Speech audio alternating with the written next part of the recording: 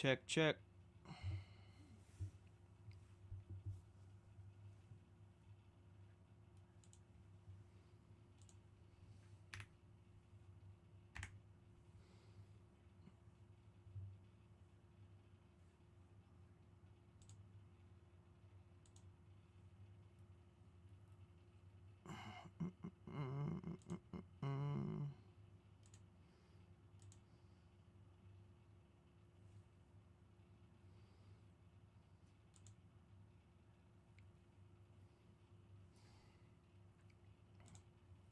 What up?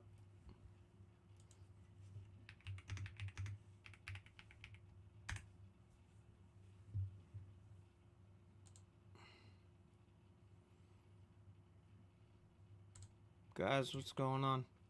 Give me 2 seconds to share the link. Let me know if my volume's good.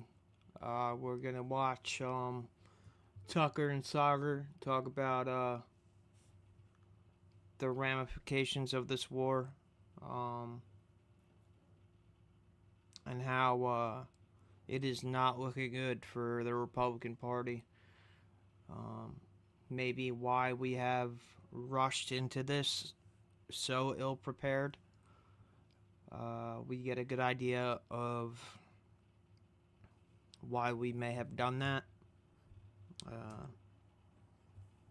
Probably because they were thinking they had 4 years to pull this off, and the polling for the midterms shows we are going to get rocked on the right. So 4 years may not be an option. It's looking more like a year. So whether it was our greatest ally or it was us who decided to rush the playbook,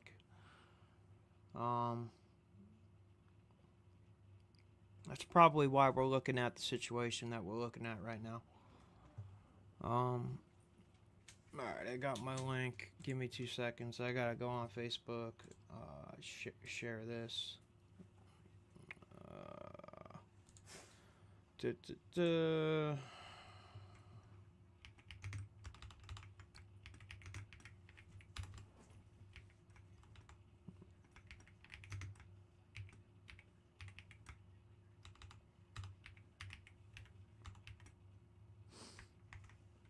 I know. Sorry, guys. I gotta go live to make sure the streams are working, and then it always takes me a minute to get this done. So I'll get there. Give me a second.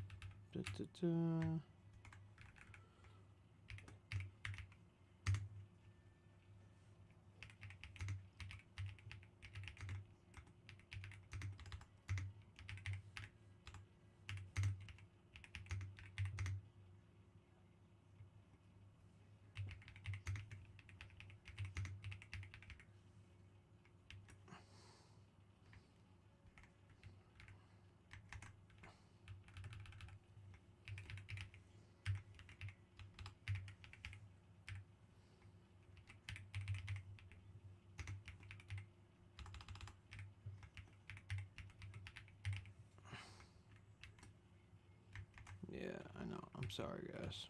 If anybody's in there right now, I apologize. I'm getting this going. Give me 2 seconds.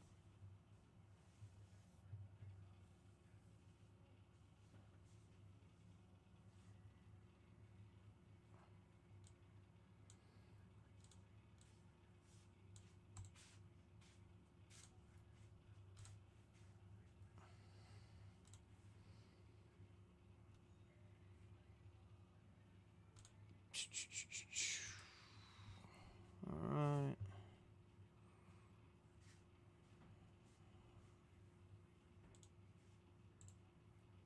Paste.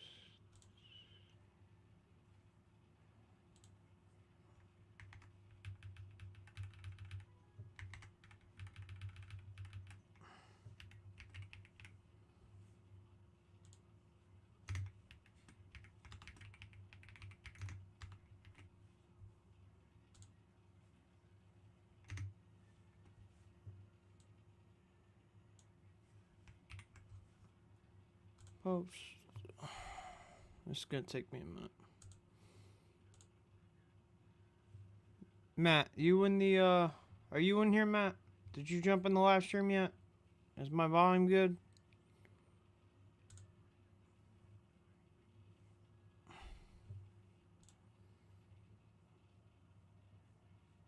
Yeah. We're getting there. We're getting there. I'm sharing the links, guys. Give me a second. We're gonna jump into this interview with Tucker and Sagaar. Jump on some of the coverage that you're not seeing on the news. Apparently, Misrael,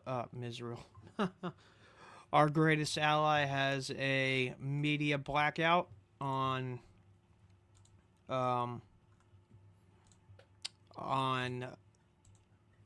successful strikes that are hitting the country.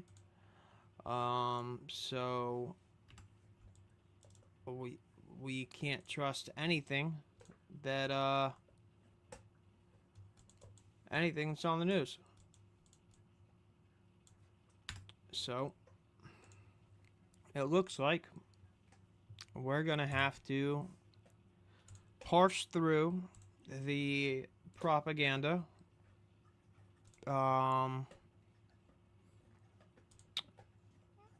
use some critical thinking skills and discernment,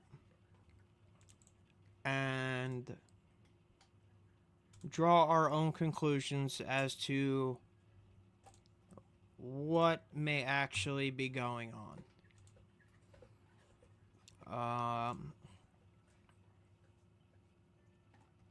Because if anybody hasn't noticed, no matter which channel you watch, whether it be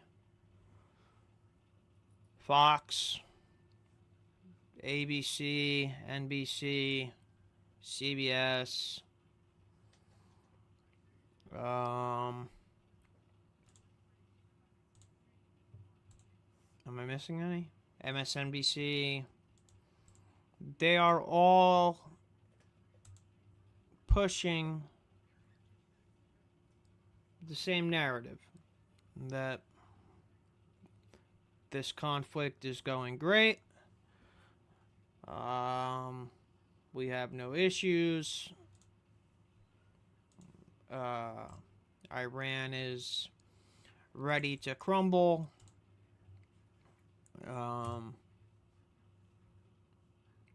None of that is true.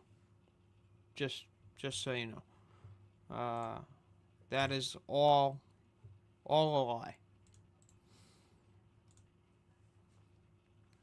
There's reports that Iran's ballistic missile usage is down 90%, and well, that's because we can't shoot down their drones. They're having more success with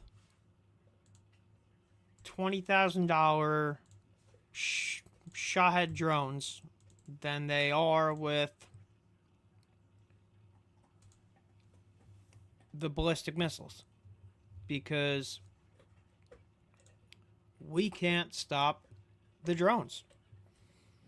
Our missile systems cannot target them.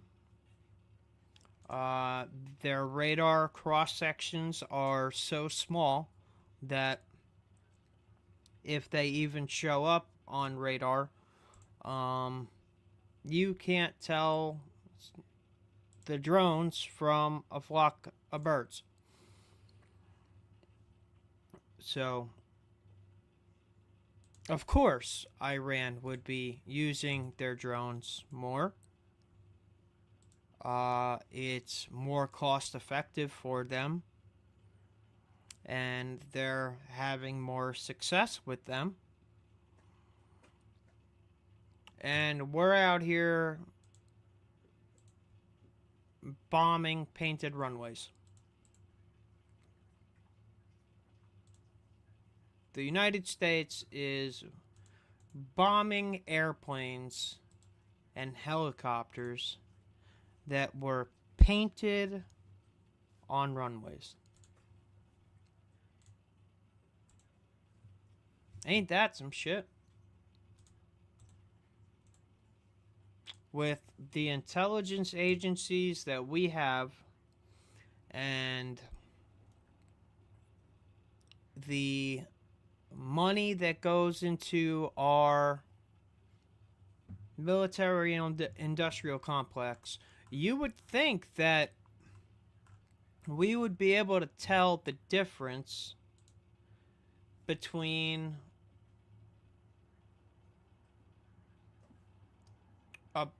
a helicopter or an airplane that's painted on the ground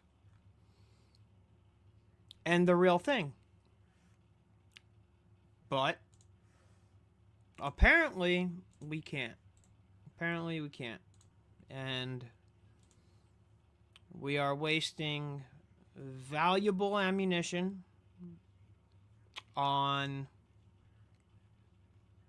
non-existent targets. You can't make this shit up. And the reporting on the world stage is not any better.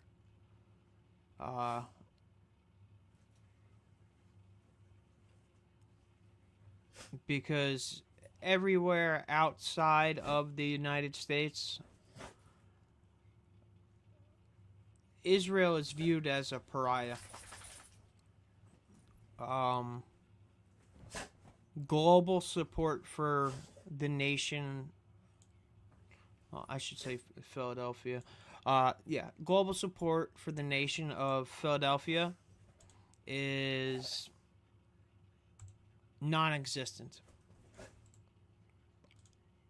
But if you watch the news, you would think that the whole world is behind them and supportive. And that is a lie. That is a lie.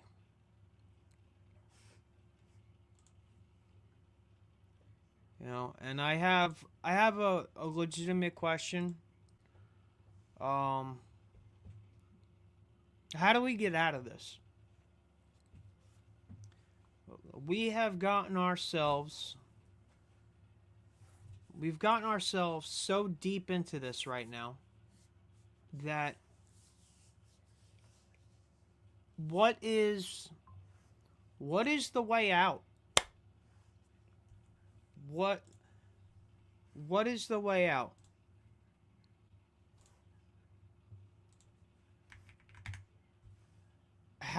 What would be considered successful?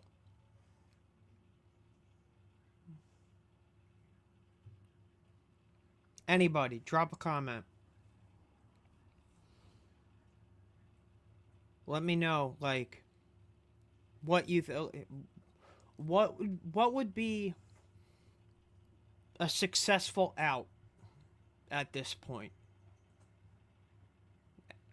How do we get ourselves out of this situation?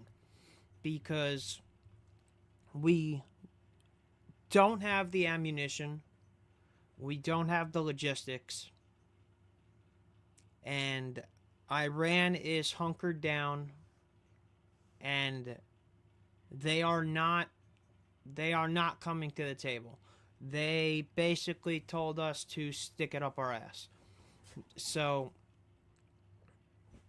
how does the United States at this point save face? And how do we keep our greatest ally from escalating? Because if you haven't seen, they are now bombing Lebanon.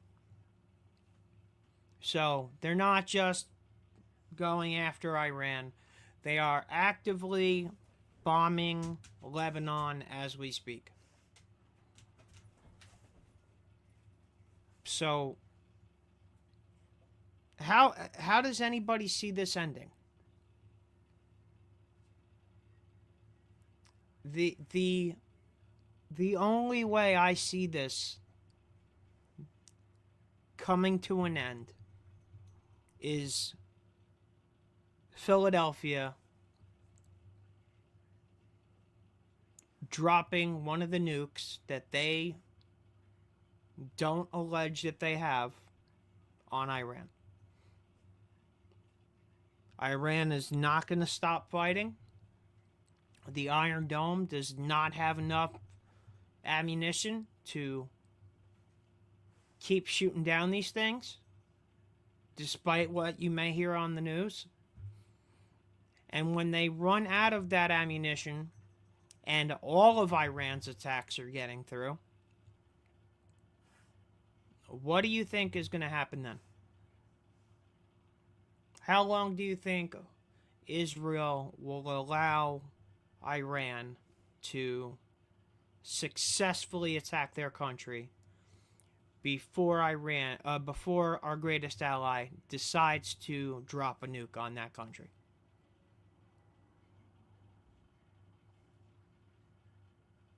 And it might be a little hyperbolic, but I don't think it is.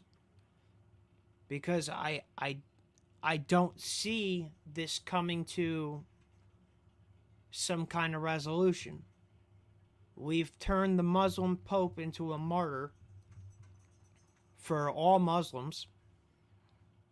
The revolution that was supposed to be sparked up and the Iranian people were supposed to overthrow their government, that never happened.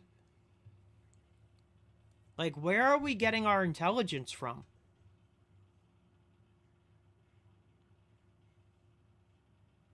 It seems like we have gone into this with a blindfold on and earplugs in.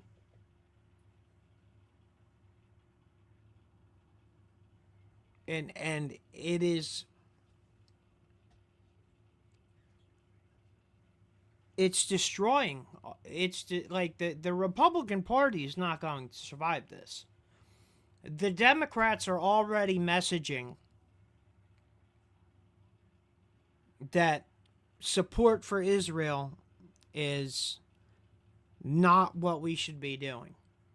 And if the Republican Party doesn't realize that that is where the majority of the country is with this conflict, and that's the messaging that the Democrats choose to go with, and they're already leaning in that direction.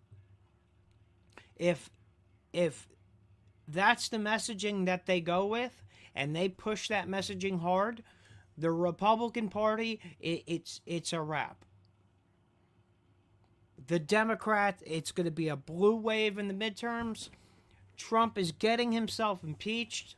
No questions asked. And it's over. He had the biggest political groundswell of support in modern history, thanks to Charlie Kirk and the work that he did. And he's conveniently gone, right? You know? He's conveniently gone. As we're going into a war with Iran, there's no Charlie to talk some sense into the president. I wonder why. Because it was a leftist and his furry boyfriend? I don't think so. Charlie was in the way of these plans that were in motion for a while. He would have been making a lot of noise right now. He had the ears and the minds of not just the youth on the right, but a lot of the youth in the country. And to think that the need to break away from Israel is the thing that's going to unite the right and the left is one of the biggest political fumbles in United States history. Trump has dropped the ball, and he has put us in a situation that we may not be able to get out of.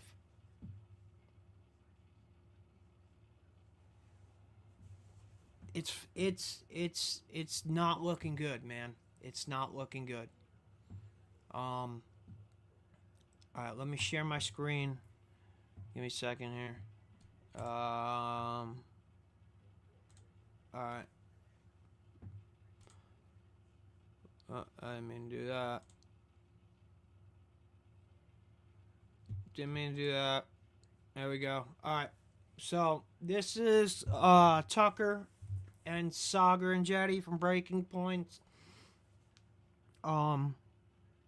Not really a fan of Sagaar anymore. I used to be. But they talk about the ramifications of what this is doing to the Democratic Party, the Republican Party, our country as a whole, our relationships with our allies, where we stand on the world stage, and nothing positive is going to come out of this conflict with Iran. Absolutely nothing. Trump has fucked up. So, here we go. For doing this, I've been thinking of you all week. Let's start just with the overview. What have you learned since this war began? Whoa. Of course. What's that? I just built a budgeting app in Base 44. Guys. Hold on. There we go. Well, Tucker, unfortunately, and I'm very sad to say this, is that our very sovereignty is in question right now. The Secretary of State made perhaps one of the most remarkable statements of my entire life and perhaps in modern history when he declared unequivocally that we are involved in this war as a result of the either inability or the adherence to an Israeli strike that was going to happen on Tehran. This reveals a lot of different things about our government, our structure. We were either unable to exert pressure on Israel to avoid such a war, we either acquiesced to it, and both are terrifying in their result because we are. I want you guys to pay attention to how Sagaar is reacting emotionally right now, because he is fighting back tears this entire interview, because we grew up through 9/11 and we watched Iraq and Afghanistan happen. And we have friends that died there. And I have friends' parents because I'm from the East Coast. I know 6 people that died that day on 9/11. And we are seeing the same playbook that Bush and Cheney pushed on us with WMDs in Iraq, which turned out to be total bullshit. We're getting the same playbook 25 years later. And the American people ain't buying it.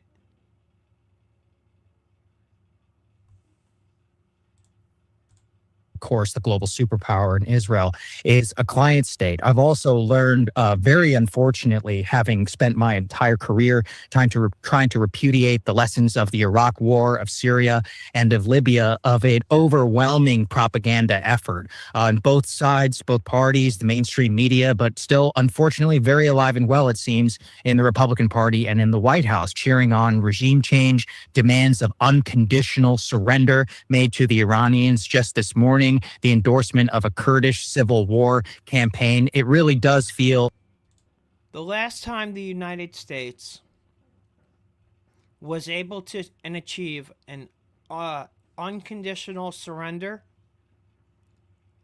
it took an atom bomb and a hydrogen bomb being dropped on Hiroshima and Nagasaki,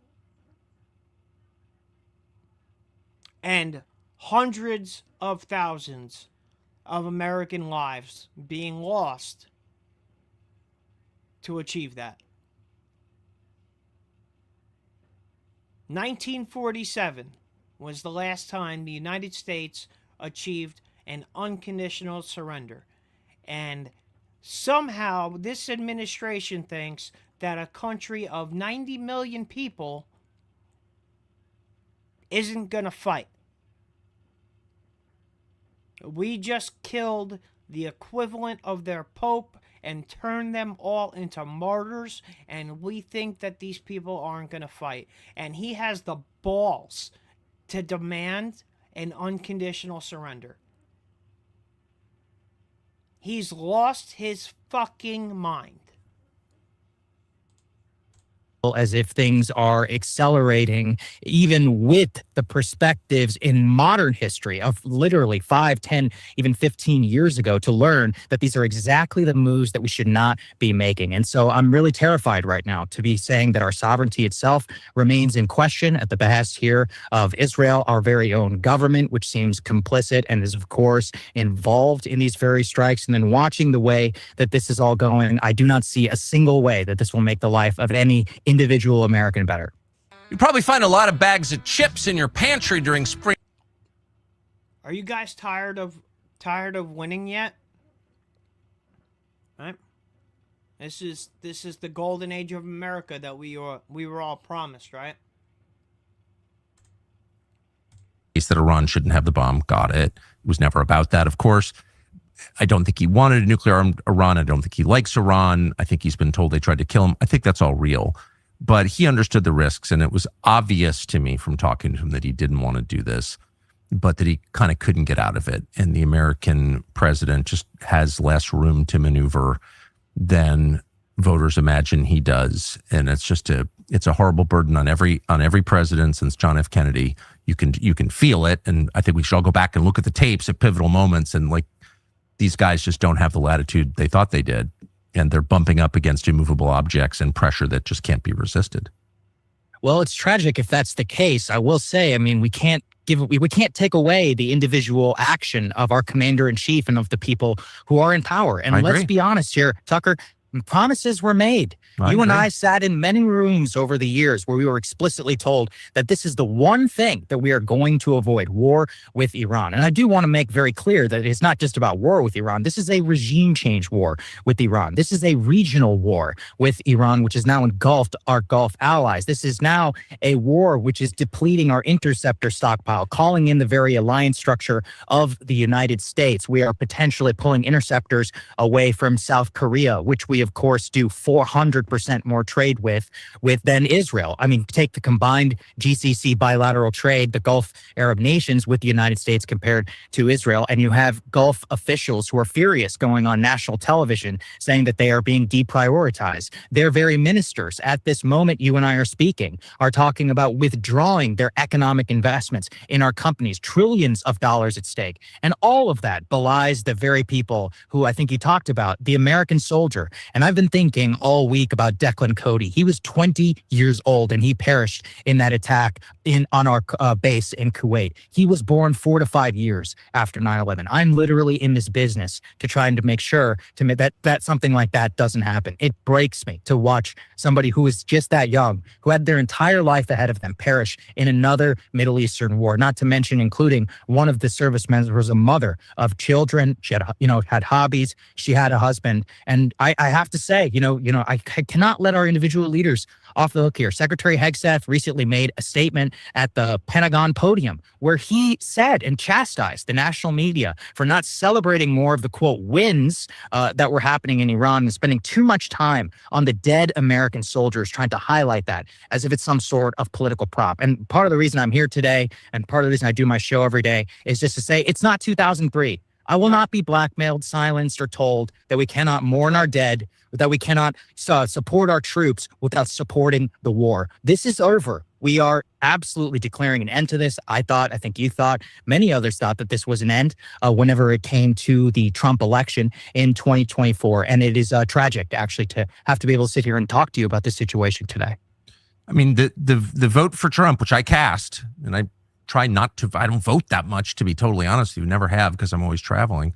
But I voted absentee for Trump and was happy to do it. And I think a lot of people who don't normally vote did the same.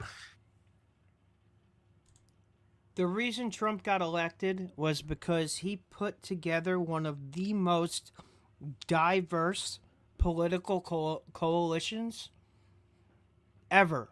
If you guys remember, they were always talking during the campaign about how it's a big tent, right?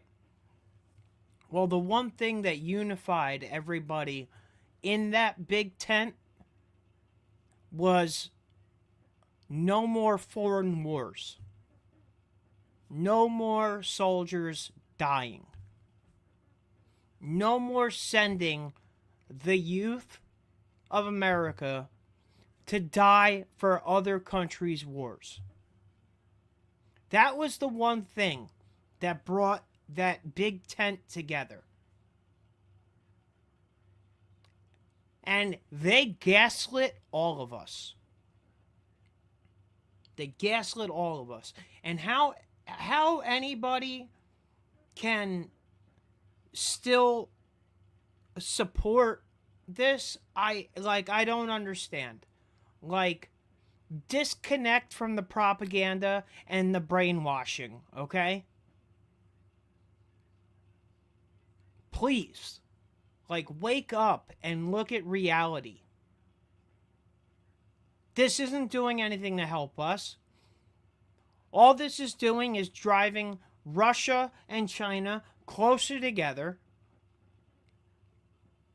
Russia is giving Iran the intelligence and the telemetry to strike all these places because Iran doesn't have any satellites up there. China and Russia do, though.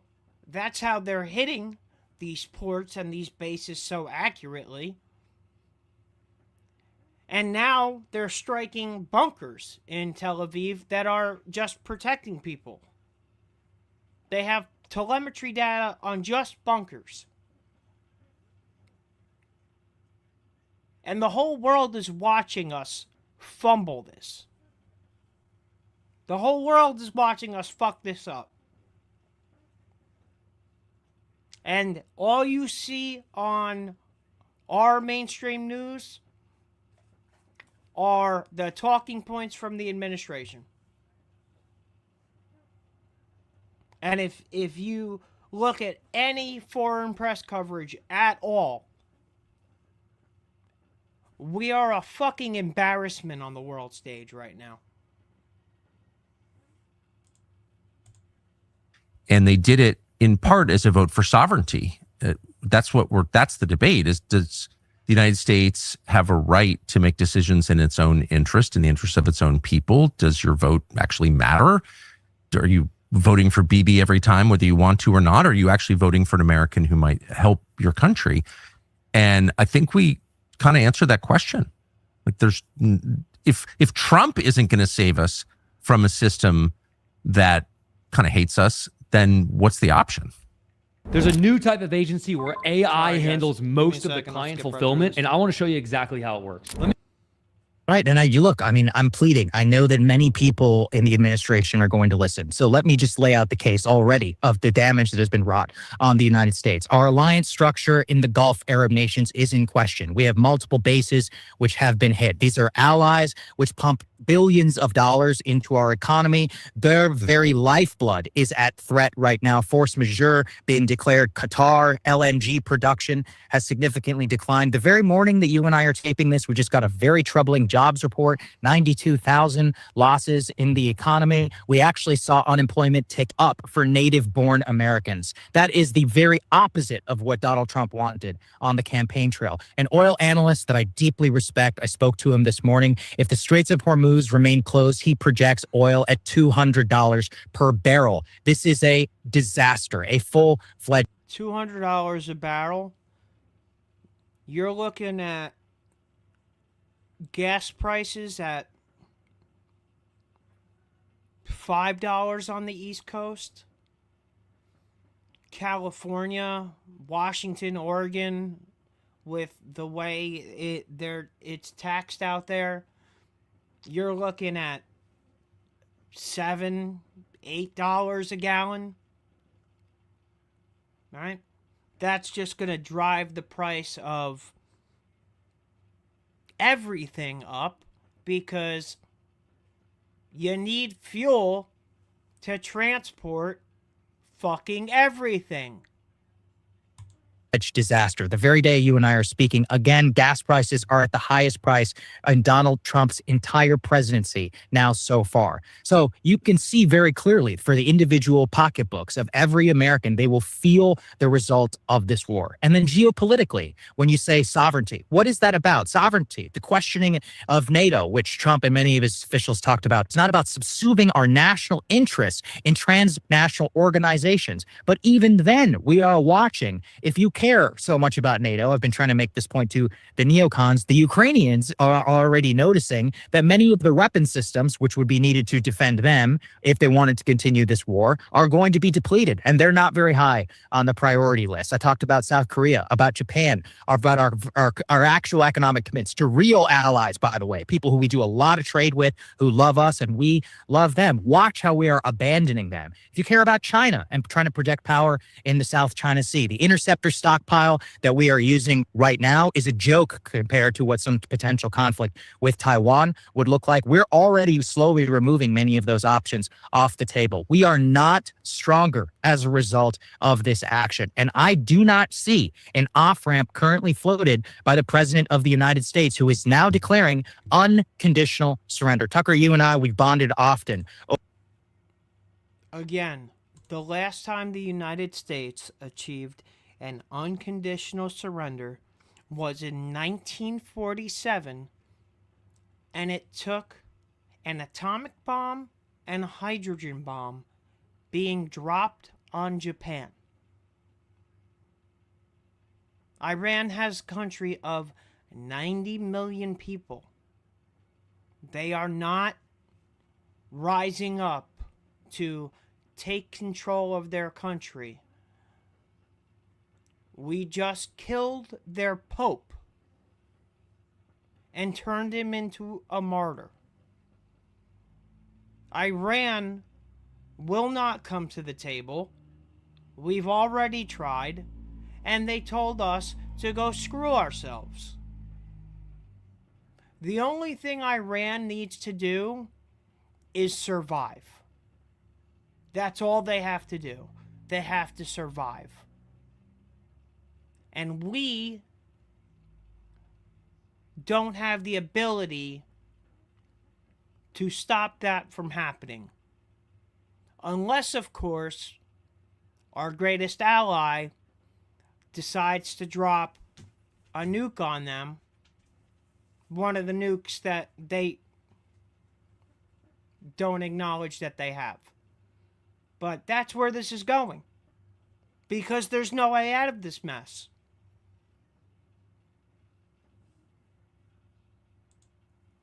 Trump fucked up. He fucked up. He put his donors over the American people, and we are going to be paying for this for fucking years. And it makes me so mad. Because I lost friendships with people over my support for this guy. A lot of us did. A lot of us had to hide the fact that we were Trump supporters. You remember those days? I remember them.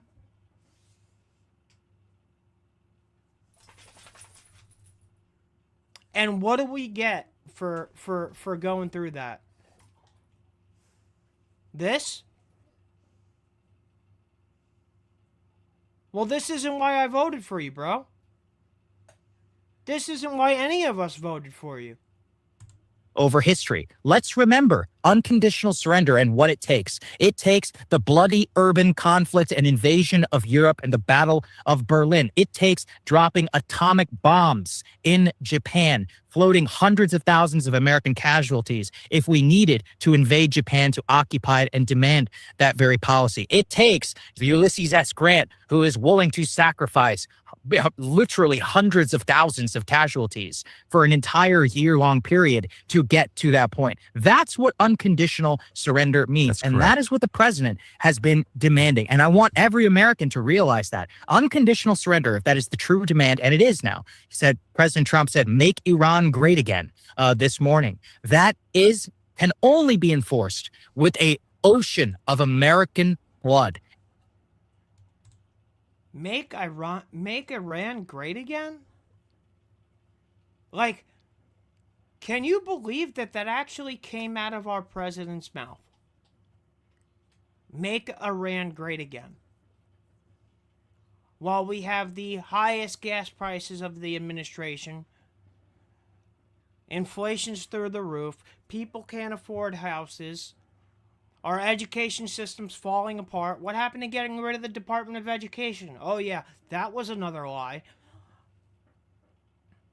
50-year mortgages is the solution for people to get homes, right?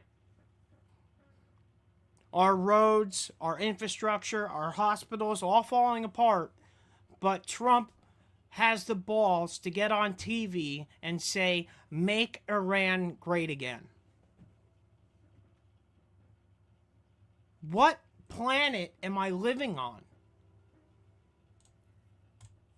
And that is not something in our national interest. We are walking every single day closer to that possibility. And it is an abomination, if you ask me. So most people don't wake up in the morning and decide to feel horrible. Guys, do me a favor.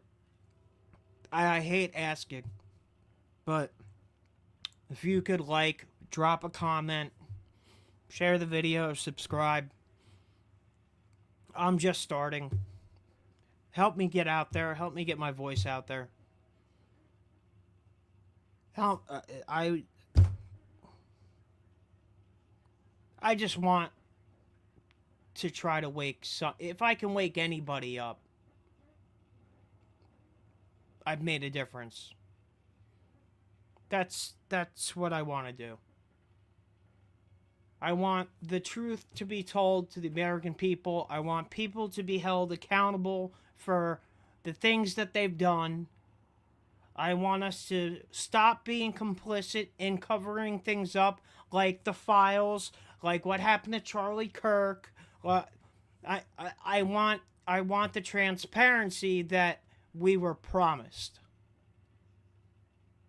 That's what they ran on. So, if you guys could help me out by liking the video, sharing it, subscribing, it would help me more than you could imagine. And I would appreciate it very much. And that has been, if there's one consistent lesson of history, it means unconditional surrender means foreign troops get to rape your wife and daughter. Everyone can feel that. That's like the most atavistic instinct there is. And so to avoid that, people will do anything. And so that's why it requires that level of force to get a population subdued to the point of unconditional surrender. That's why. And so in this case, of course, we don't have the ground force necessary. I don't think Americans would voluntarily participate in it. I just don't think we can do that. It would require weapons of mass destruction. It would require presumably nuclear weapons in order to do that. And let's not lie to ourselves. We're moving toward that.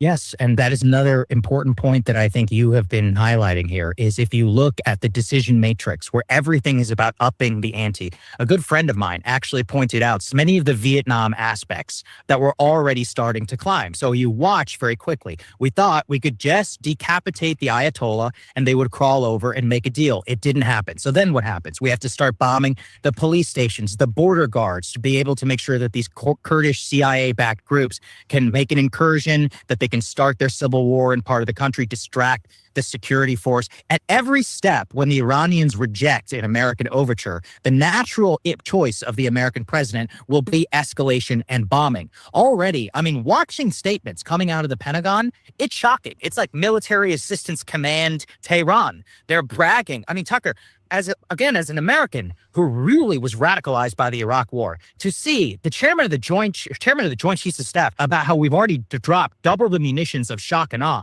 I actually felt like I was going insane because we have learned nothing. Already they're talking about we've struck 2,000 different targets across the country. Look, you don't have to believe me. Go and look at footage from the ground. It doesn't look like civil war has erupted, civil society, or any of that. The Iranian regime remains relatively in power as of right now. And so when you, again, up the ante, which President Trump did with his demand for unconditional surrender, remember, they told us it was just about nuclear weapons, then it was about ballistic missiles, then it was about projecting terrorism or something in the region, which is, nebulous and undefinable, designed for that reason, by the way, so that we would have to be able to go to war. Well, then we now get to unconditional surrender, which is only enforceable with massive weapons, nuclear weapons in this case. And now we have two nuclear armed powers, Israel and the United States, which are engaged in this conflict. And the Israeli part of this equation is really important. America actually does have an interest in a stable Iran because of the Straits of Hormuz, which, by the way, our empire is now having to ensure oil tankers moving through the Straits of Hormuz and potentially put all of our Navy sailors at risk to escort ships through. Does it even make any sense? Did you know that almost 80% of the oil moving through the Straits of Hormuz goes to Asia? 50% of it goes to China. So we're insuring and paying for Chinese oil. Think about that for a second. Think about what he just said.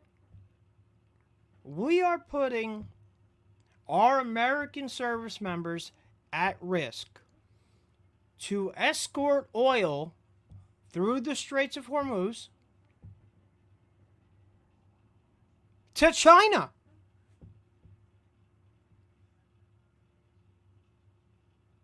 Like, what the fuck has our greatest ally gotten us into, man? How have they subverted our country so much that we could have allowed this to happen? I don't understand it, man.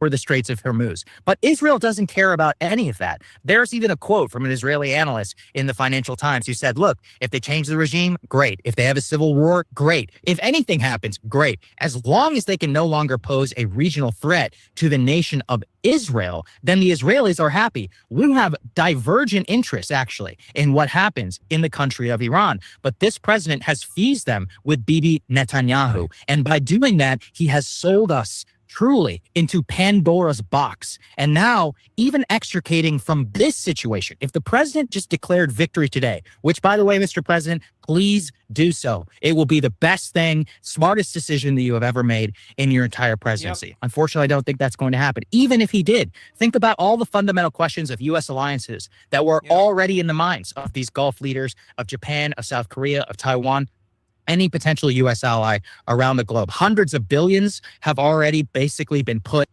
How do you think Taiwan is looking at this situation right now? Knowing that the ballistic missiles that Iran is shooting all over the place came from China, how do you think Taiwan is feeling right about now? You think Taiwan thinks that we would be able to do anything to protect them? Probably not, right? The Palms Hotel in Dubai got hit with a fucking drone. I have all the footage. I'll show it after the interview. Because they're trying to scrub it off the internet.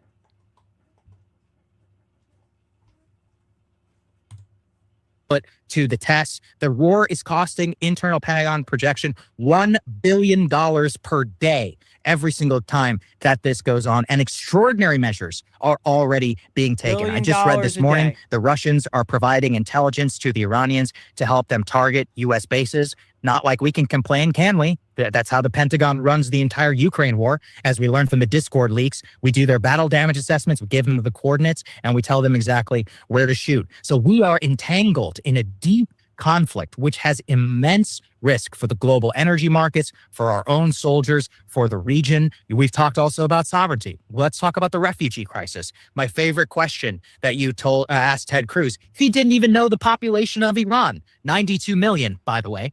92 million, 1/3 almost the size of the United States of America.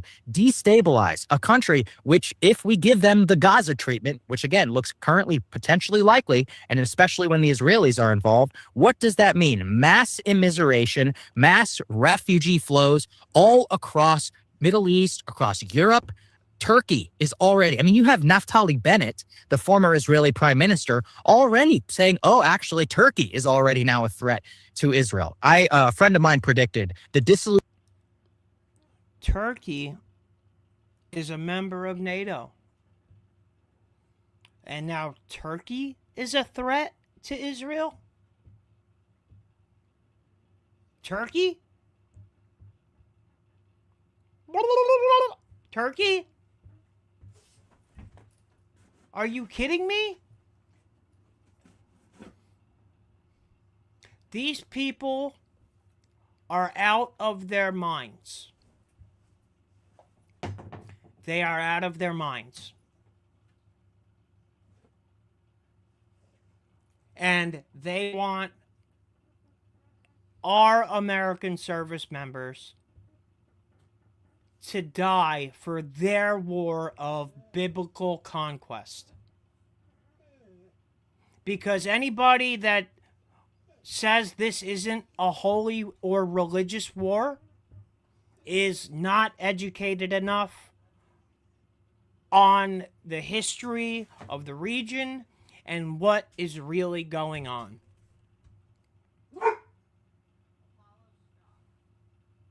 The destruction of the Dome of the Rock, the red heifers, the building of the third temple. This is all being done to usher in the Jewish Messiah, of the Messiah of Judaism. And if you're a Christian, you know that's the Antichrist.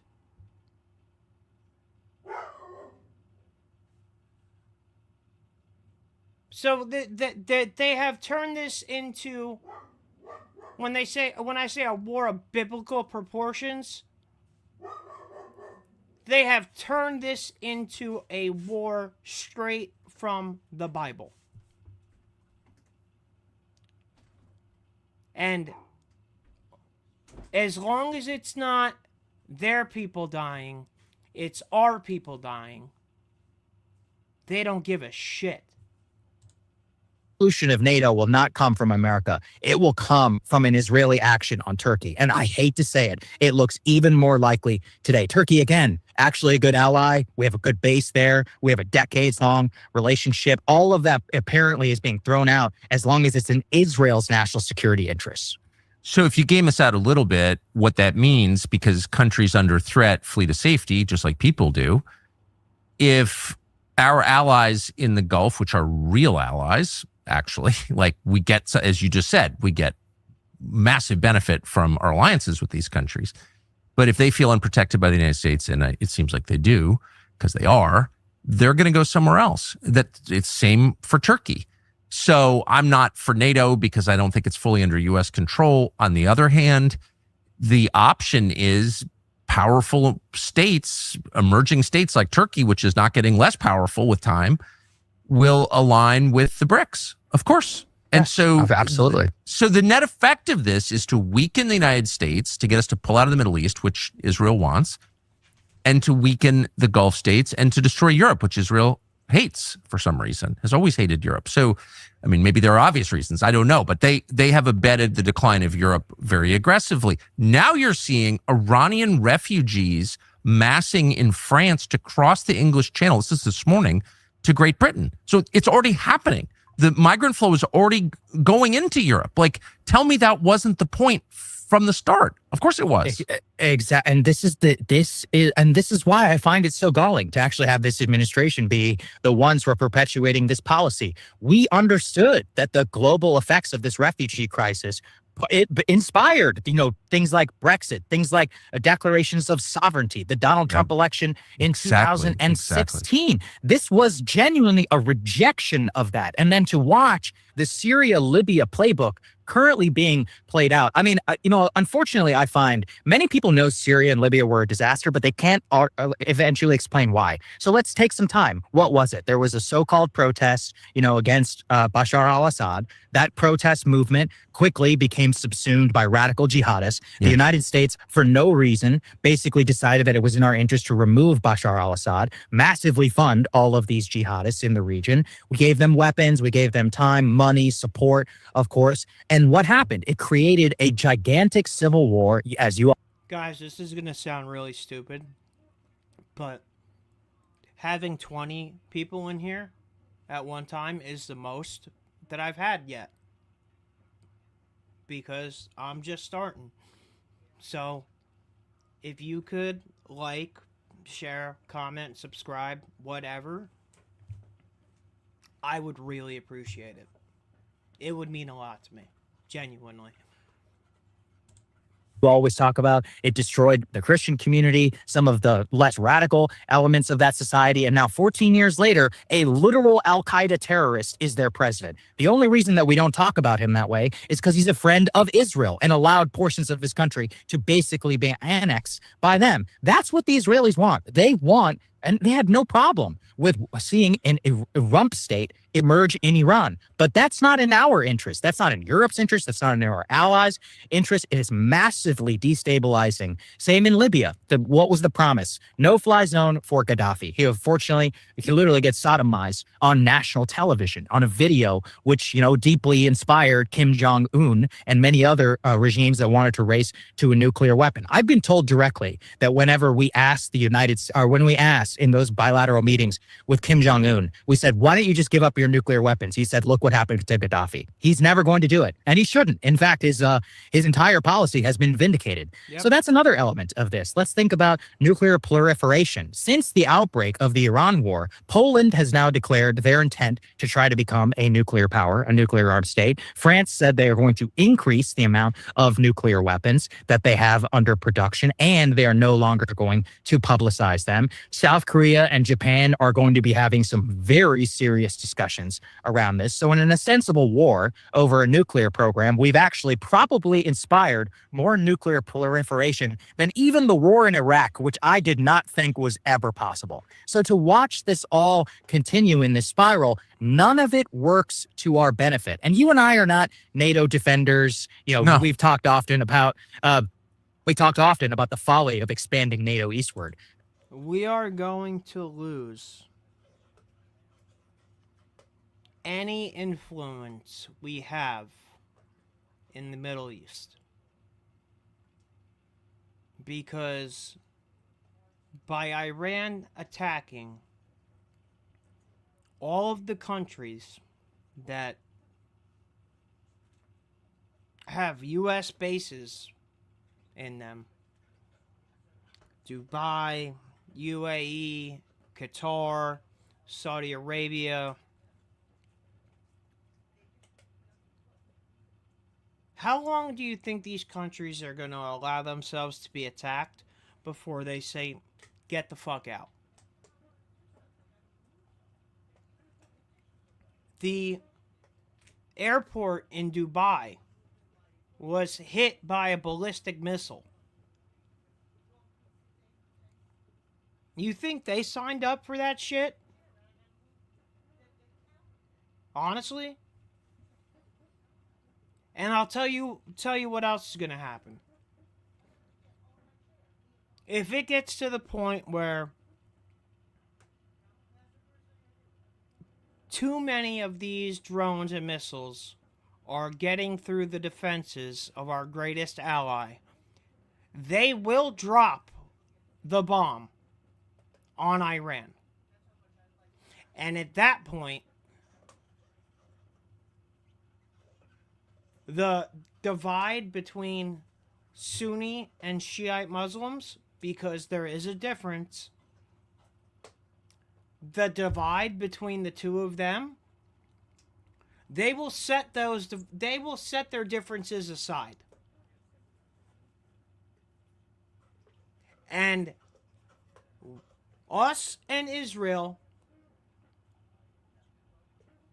will have a very big problem on our hands when all of the Arab nations decide to unite against us.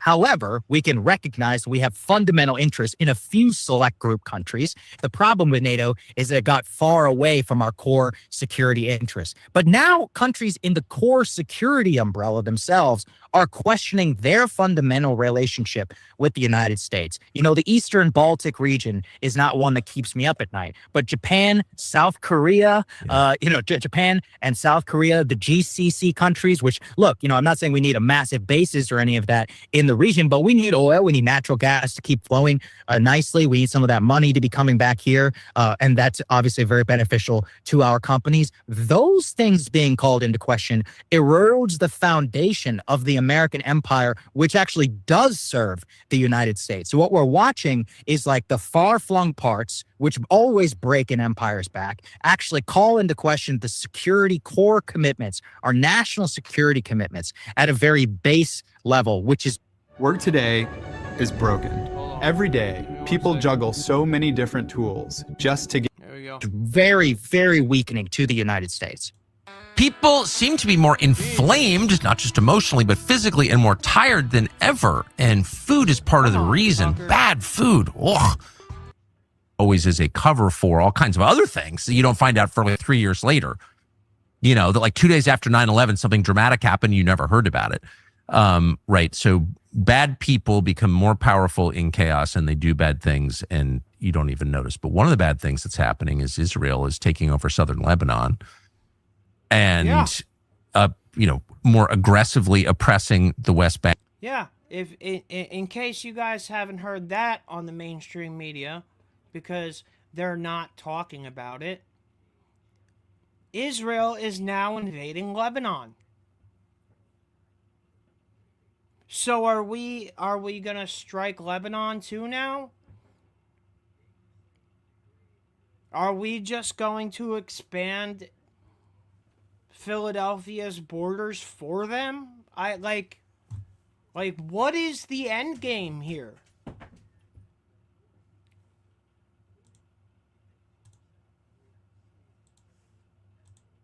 Bank and making moves in Syria.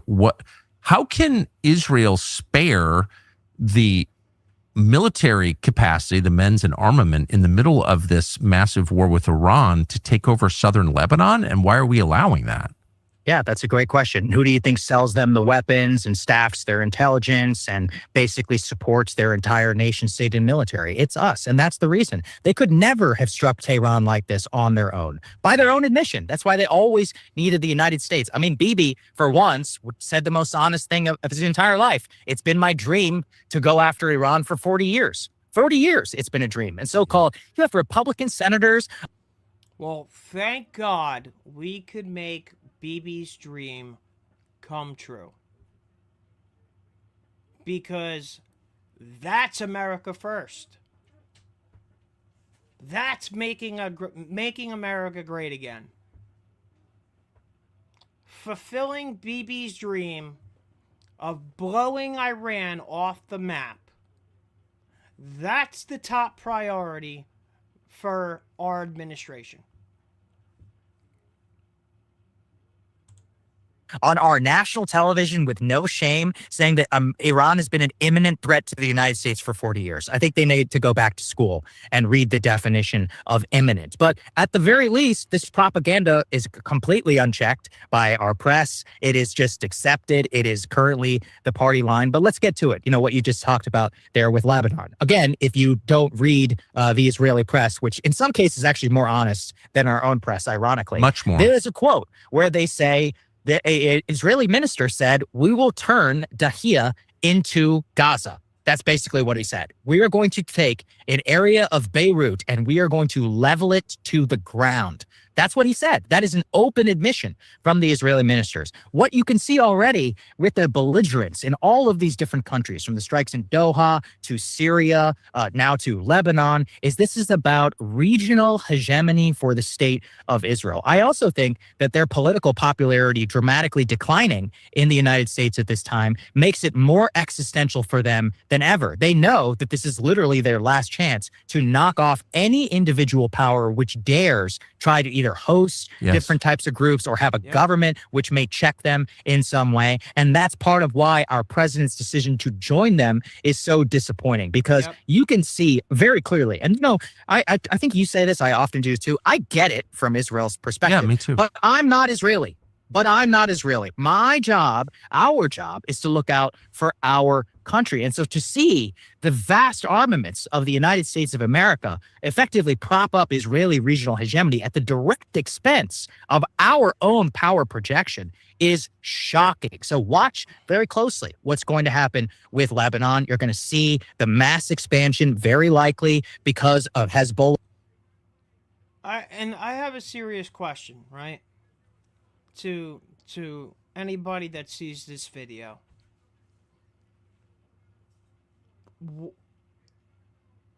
What kind of leverage do they have over our politicians? What kind of leverage could they possibly have over our politicians that would allow our politicians to enable this conflict? There was a Congressional War Powers resolution put up, and the Democrats could have stopped this. The Democrats could have stopped it, but they dragged their feet. They dragged their feet and they didn't sign. So it's not just the Republican Party. It's the Democrat Party too. It's both sides of the aisle. So what is it that they have over all of our politicians to put us in this situation? I'd love to know what somebody thinks. I'd love some kind of coherent answer to that. Rockets and ballistic missiles, which have been shot into Israel. That will be the pretext for a full-scale, basically reduction campaign. That's what they like to call it. You're going to see very similar actions right now in Gaza and in the West Bank. Don't forget, I know you haven't seen this, or I know you've seen this, an American citizen was killed in the West Bank very, very recently. Not that anybody in America cares at all. No. He's from Philadelphia, by the way, and his own senator won't even stand up for him, Senator John Fetterman, a Democrat, just to show you some of the bipartisanship of this nature. That's why it's sickening to watch. I mean, Hold on. I want to respond to this comment. Trump is on the right side of history. The Donald Trump that we voted for could have been on the right side of history. He had the potential to be on the right side of history. He had one of the most diverse political coalitions ever put together supporting him. And we supported him because we were not getting into any more wars. We were not going to let American service members die on the behalf of other countries. You know who didn't fight in the global war on terror? Philadelphia. Not a single troop from soldier from that country in the 20 years of global war on terror, not a single soldier from the IDF fought in those wars.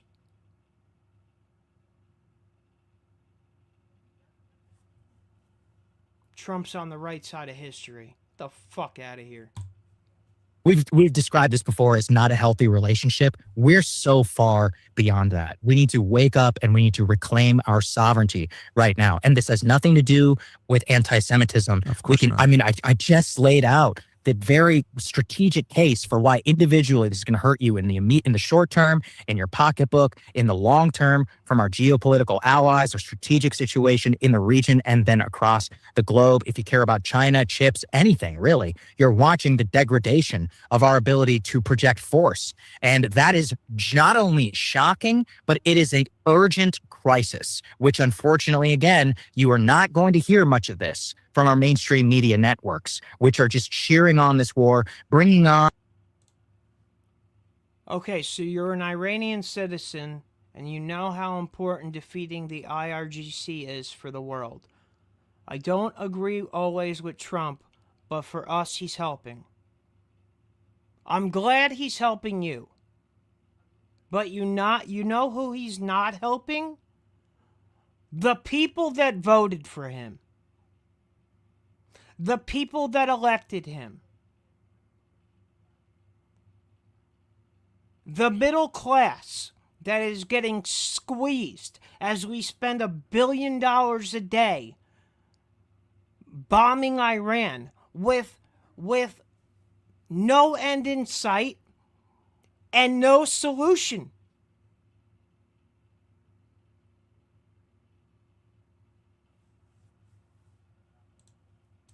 On, Iranian diaspora. Tucker, a friend of mine made this joke. He said, America's the only country in the world where immigrants come here to try and get us to bomb their home country and their family.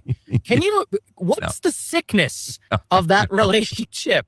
And I think you know this as well. I'll say it, I'm technically part of the Indian diaspora. My parents are from there. I'm from Bryan, Texas. Never ask me what's going on in India, please. I don't know anything. I'm not from there. I don't know anything about it. I barely know what's going on in my own home country. It'll actually be disgraceful for me to try and to speak on behalf of them, let them speak for themselves. And I can't get over watching. I mean, the BBC recently had a package where they had on 3 individuals, Iranian, who were celebrating the bombing of their home country.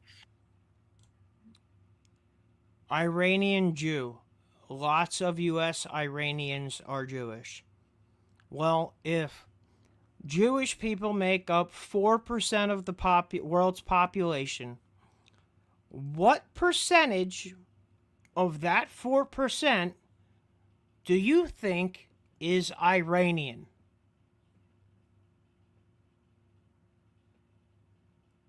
A 1/4%, maybe? I'm gonna look it up while I put the interview back on. I'm curious because there's a lot of Iranian Jews apparently, so I want to find out that number.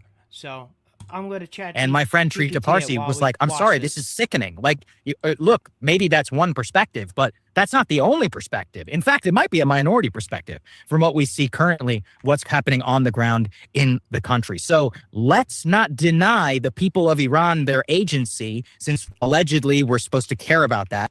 Websites your competitors don't want you to know, part 2. All you do is go to this website, and it lets you find out exactly.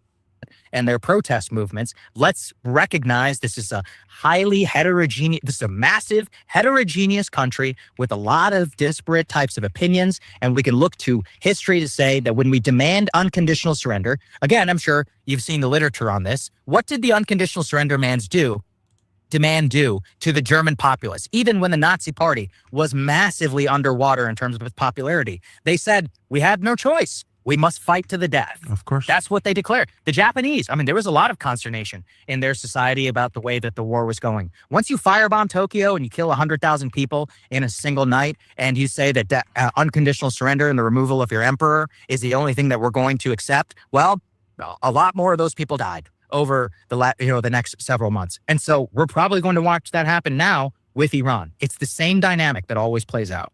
And the point, of course, is to build Israeli empire. Time out. To replace America. Time out. Hold on. We're going to go to ChatGPT. All right? Okay, here we go. Jews make up about 2% of the world's population. Global population, 8 billion people. Jewish population, 15.7. We'll call it 16 million people. 1 in every 500 people is Jewish. Okay?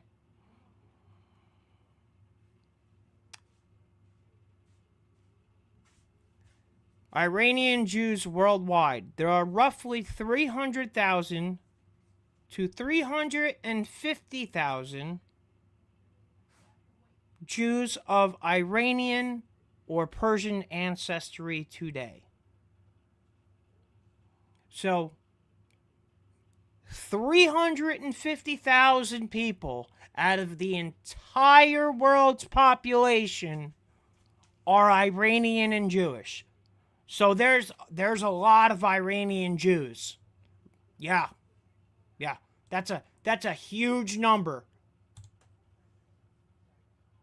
Hastened by this war with Israeli empire. And one thing I noticed, I can't contain myself and have to express it, but when you say that the Israelis are destroying Beirut, which is, having been to a lot of places in the world, one of the prettiest places on the globe, Beirut is a marvel. It's beautiful.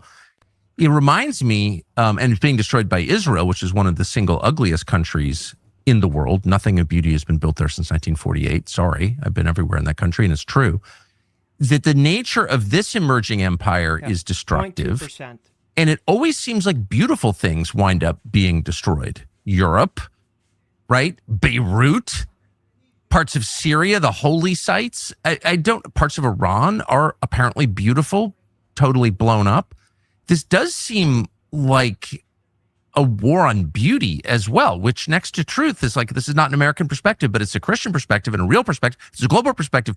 Beauty is worth preserving. And yet it seems the determined effort of the IDF to destroy beauty. And I just want to say that because I really notice it. Well, I mean, we watched some of that in Gaza, and you don't have to be a Hamas lover to recognize the beauty of some of those churches or of their society, of the West Bank, which I'm sure that you have seen as well. And I've been and spent a lot of my life in a large portion of this region. I mean, I'm watching my former neighborhood in Doha, Qatar, with missiles flying down. And by the way, I think it was exactly a mile from where I used to live when I was in high school. In Doha, Qatar, that the Israelis actually struck that Hamas compound and actually even killed a Qatari police officer. I can't imagine what some of my, look, this could have been me. Once upon a time, I was a classmate at the American School of Doha. It's March. Tucker is an American, a terrorist supporter joker. Tucker is an America First patriot. Tucker is one of the only people that's speaking common sense. That we should not be fighting a war for Israel No, Tucker didn't lose his mind at some point. Tucker was freed from Fox News. That's what happened. Tucker was freed from Fox News. And he was able to break away from the propaganda that channel spits. That's what happened to Tucker. He doesn't support terrorists. He supports the allies that we have in the Gulf. Where do you think we're launching all these attacks from? From Qatar, from UAE, from Saudi Arabia, from Kuwait.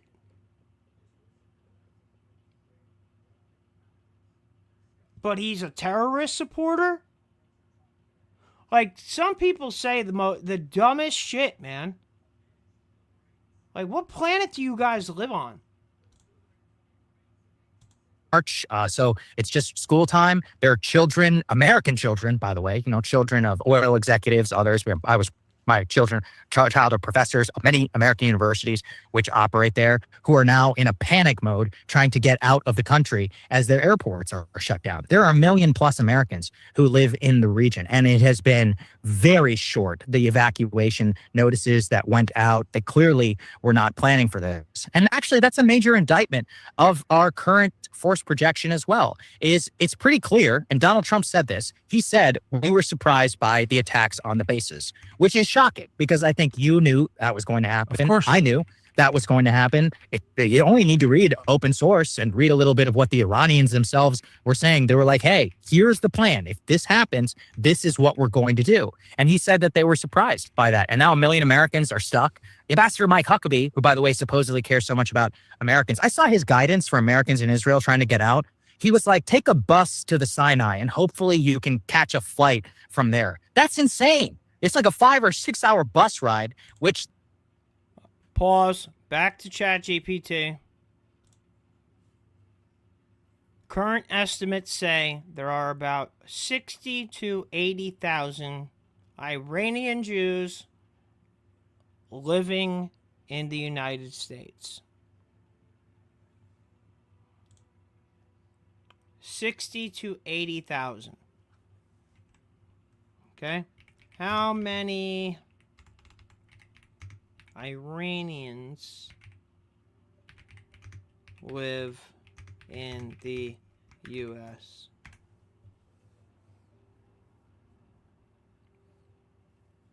$750,000. 445,000 immigrants, 310,000 born here. I guess you're right. Out of 750,000, 60 to 80,000 is a large percentage. You're right. You're not wrong.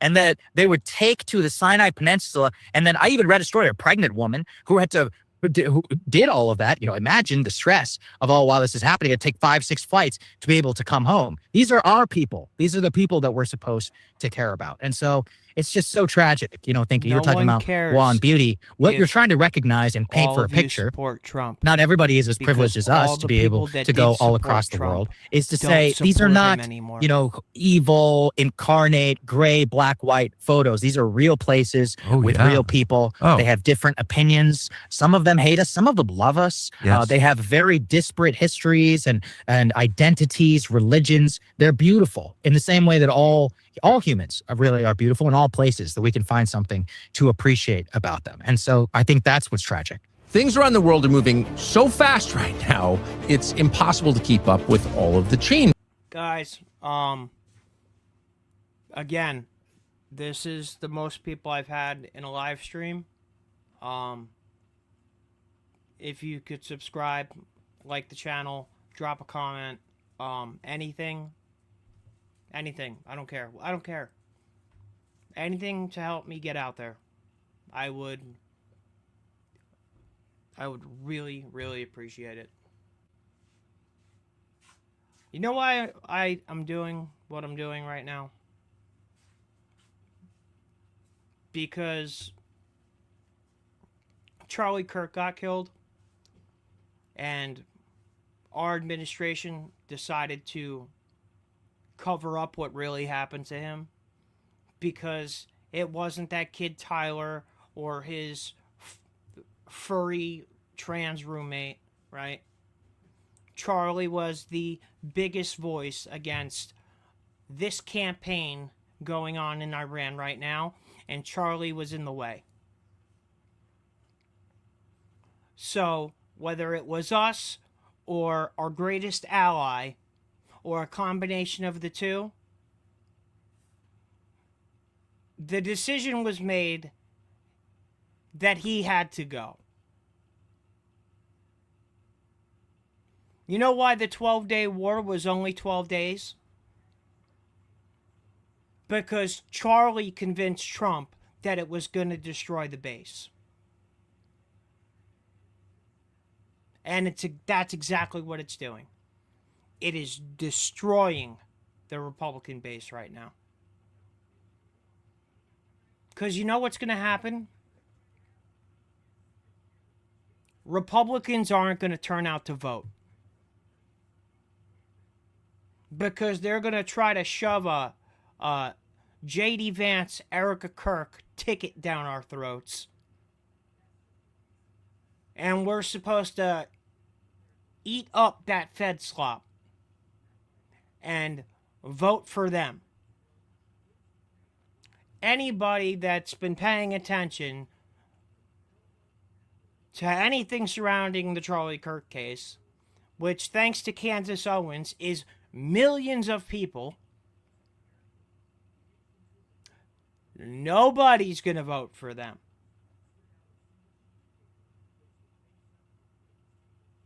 I wouldn't vote for J.D. Vance if he was running against Kamala Harris.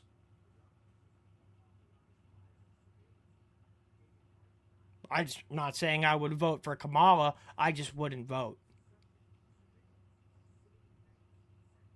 But the Republican base is not turning out anymore. Because there's nobody to rally the youth vote that got Trump elected in the first place. There is no more presence or voice like Charlie Kirk's on the right. And the decision to remove him so this conflict could go on is going to come around and bite the Republicans in the ass. And they deserve it. Because that guy died for standing up for what this administration was supposed to believe in.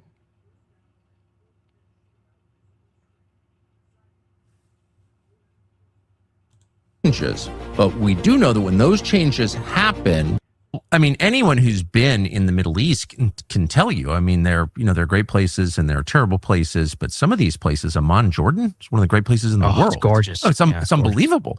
Doha at night. I mean, they're Check it out. Conspiracy theory? No. Okay?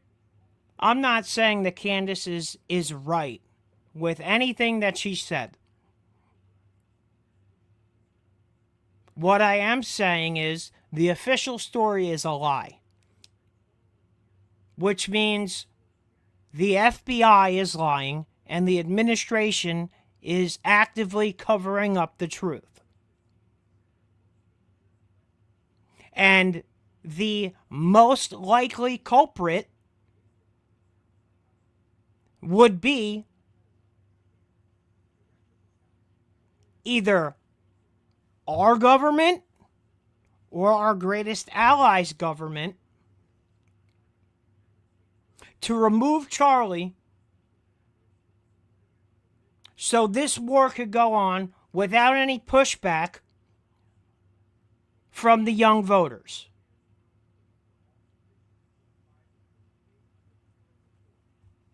That's what happened. That's why Charlie's not here anymore.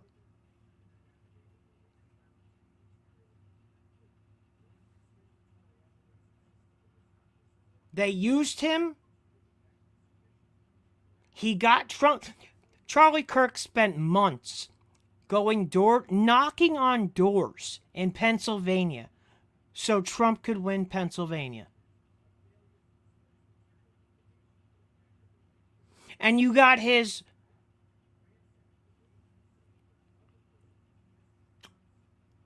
I can't even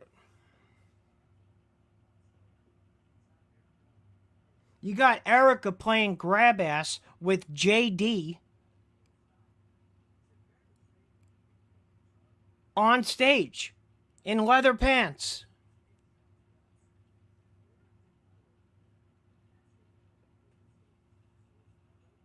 And they think we're going to vote for that?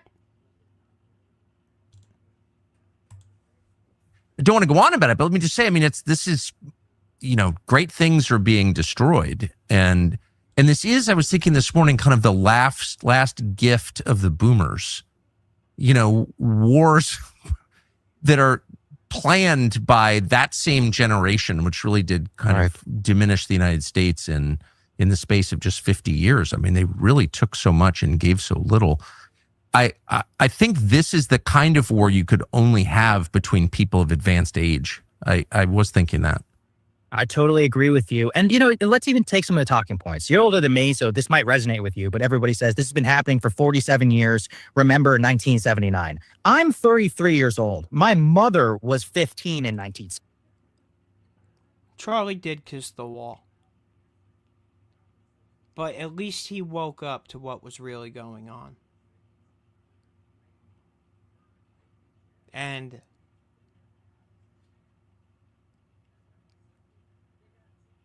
he realized that no matter what Hasbara they try to put out, there's nothing that could justify what they did in Gaza.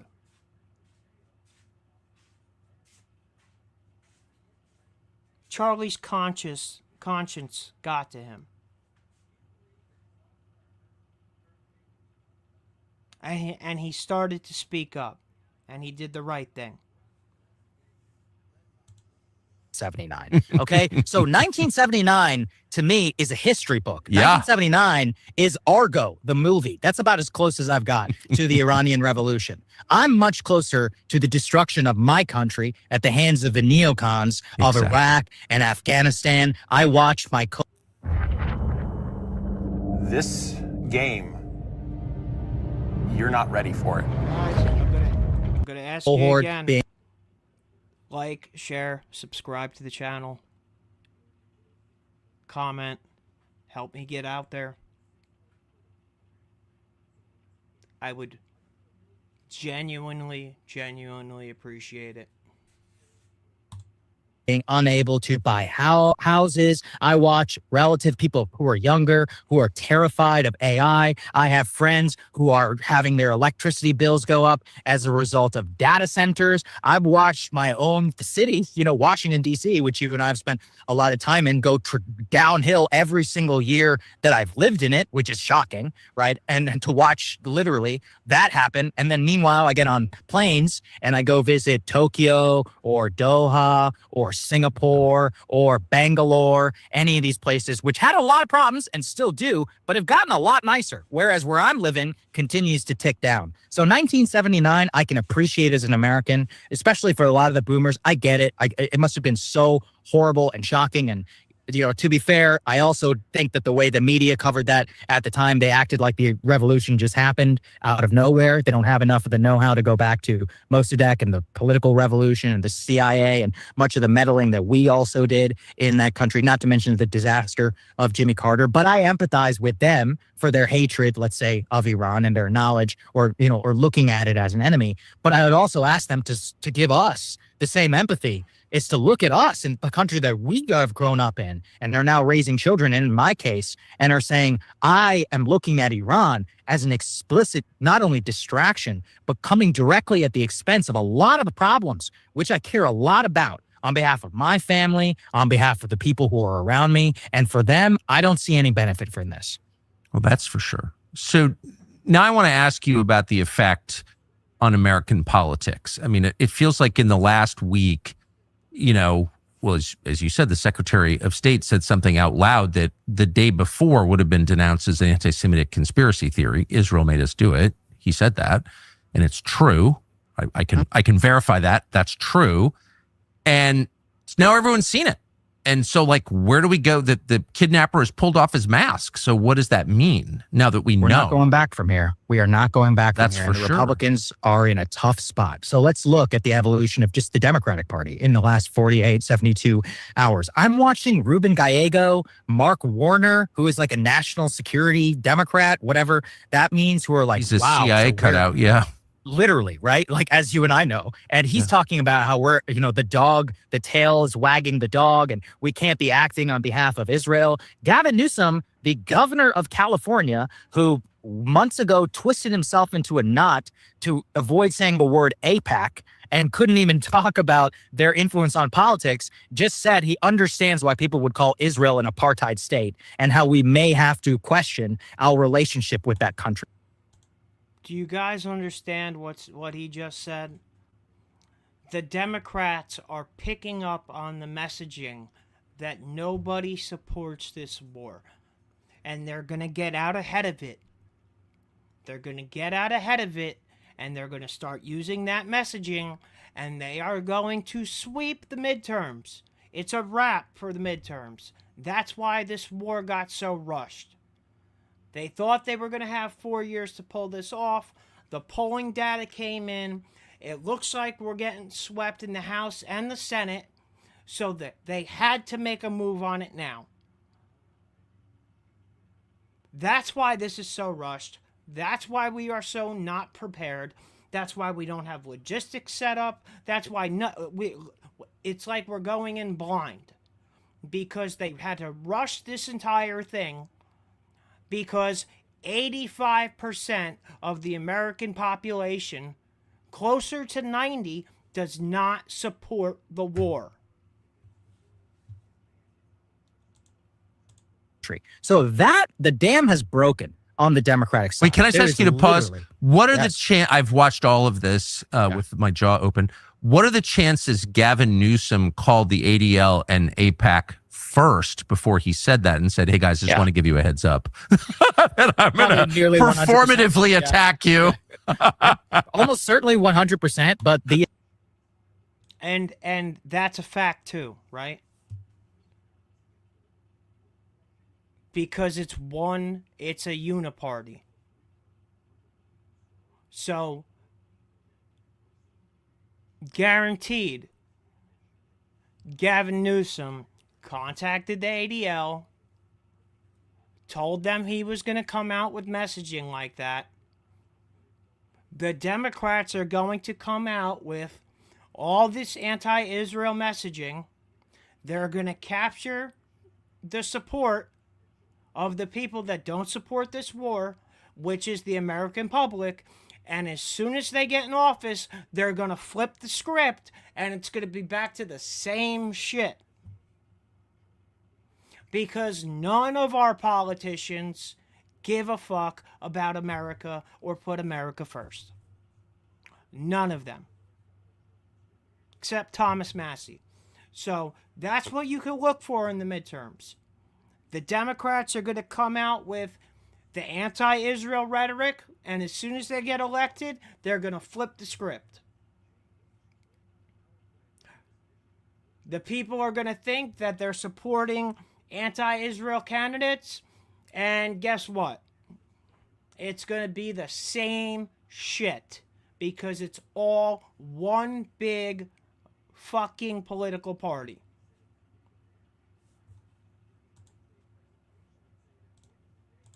the attack still matters. And the Right, fact you're that right. even ADL or APAC would even allow that to happen if that were the case is still shocking. I mean, Yeah. even APAC has made changes in a lot of their funding where they're allowing funding to go to some Democrats even who are at least on the surface level who are opposed to them. But if that's the Overton window that we all now live in as a country, we can literally never go back to even the 2024 status quo. Yes. But this is where This entire country, every one of our politicians is Netanyahu's bitch. All of them. Anybody that takes money from AIPAC is Netanyahu's bitch.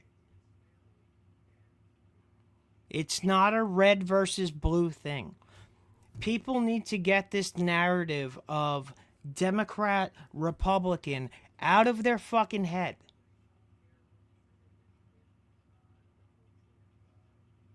Our country has been subverted on both sides of the aisle.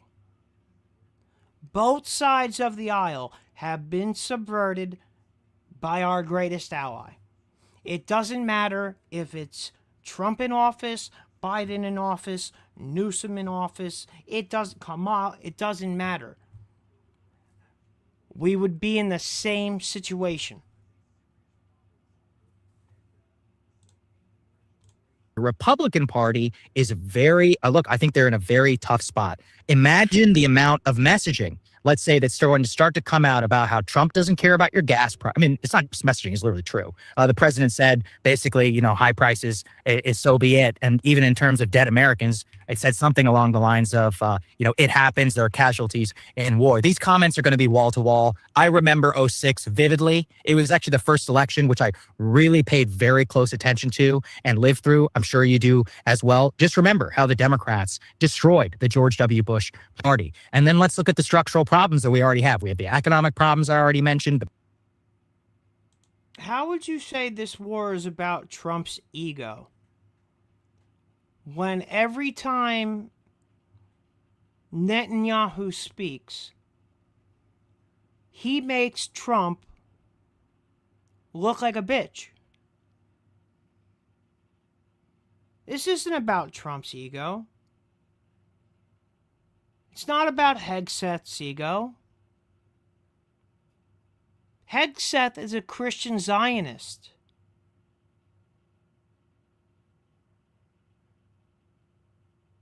This is a Zionist war. This is not about ego. This is about building the third temple, the Greater Israel Project.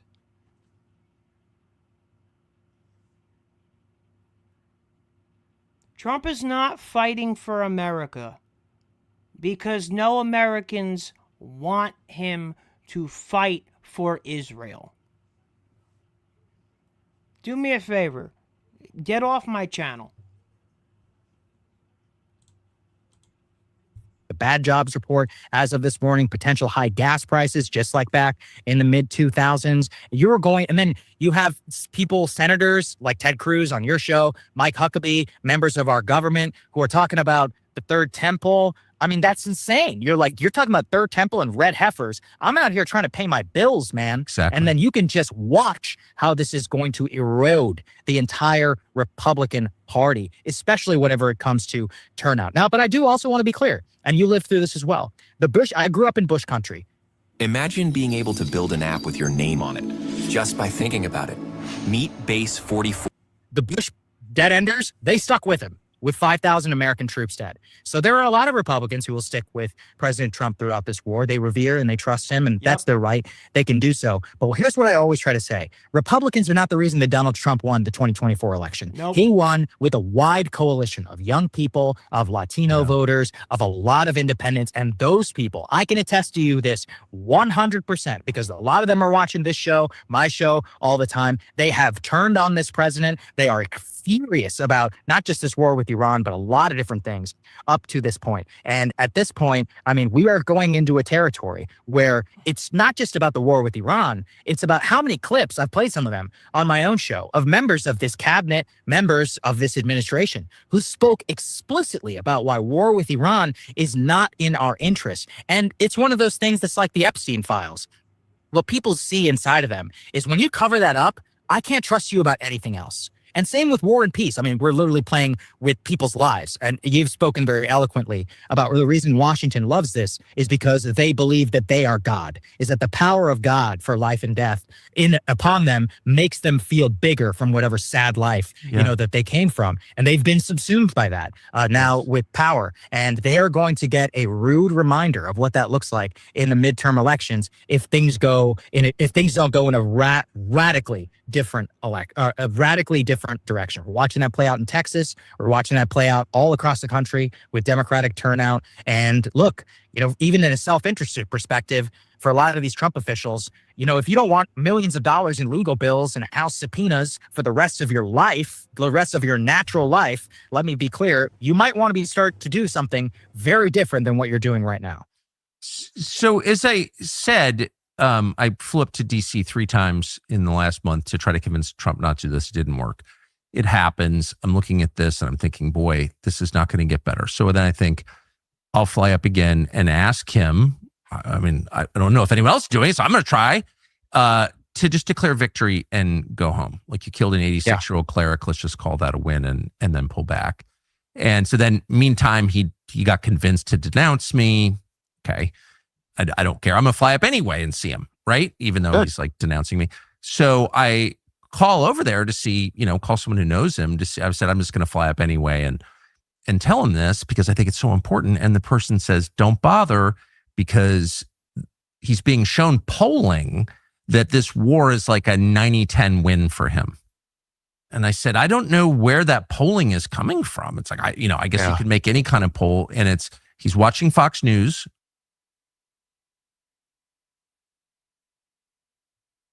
You guys hear that? That he's getting polling. Trump is getting polling that the American public is in support of this war 90% to 10%. Who is giving him these freaking numbers? I have one guess. I have a guess. Probably our greatest ally. The numbers are probably coming from them. I don't know.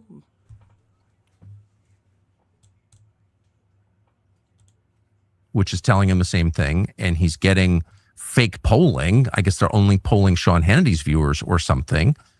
And so I'm not sure that there's a sense, as if this was yesterday, because I was getting so agitated and worried. I don't think that there's a sense that this is unpopular. Like, I think there's an information vacuum here. There's a massive information vacuum. And, for the president and the administration who declared victory based on internet and vibes and podcasts, let's take a survey, shall we, of every podcast that he appeared on. Right. And how do they feel about the Iran conflict? You can look very clearly for yourself. Has anybody seen Theo Vaughn's podcast with James Lee, where he says flat out, I think Israel just owns our country? That's a very good one. If you want to watch a good podcast, go watch Theo and James Lee, because they are right on the money. Right on the money. I'm going to let this play for a minute. My dog is tripping. I got to take my dog out. So I'll be back in a minute. Give me a second. I got to adjust the screen so the stream doesn't get taken down while I go outside to walk the dog real quick. How do I put this in front of that one? Okay. Hopefully that's enough to keep the stream on and I don't get shut down, because that would really suck. Alright.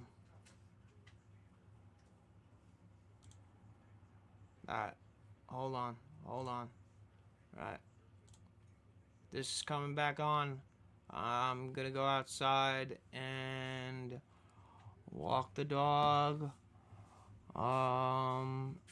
And I'm gonna put on some royalty-free music low in the background.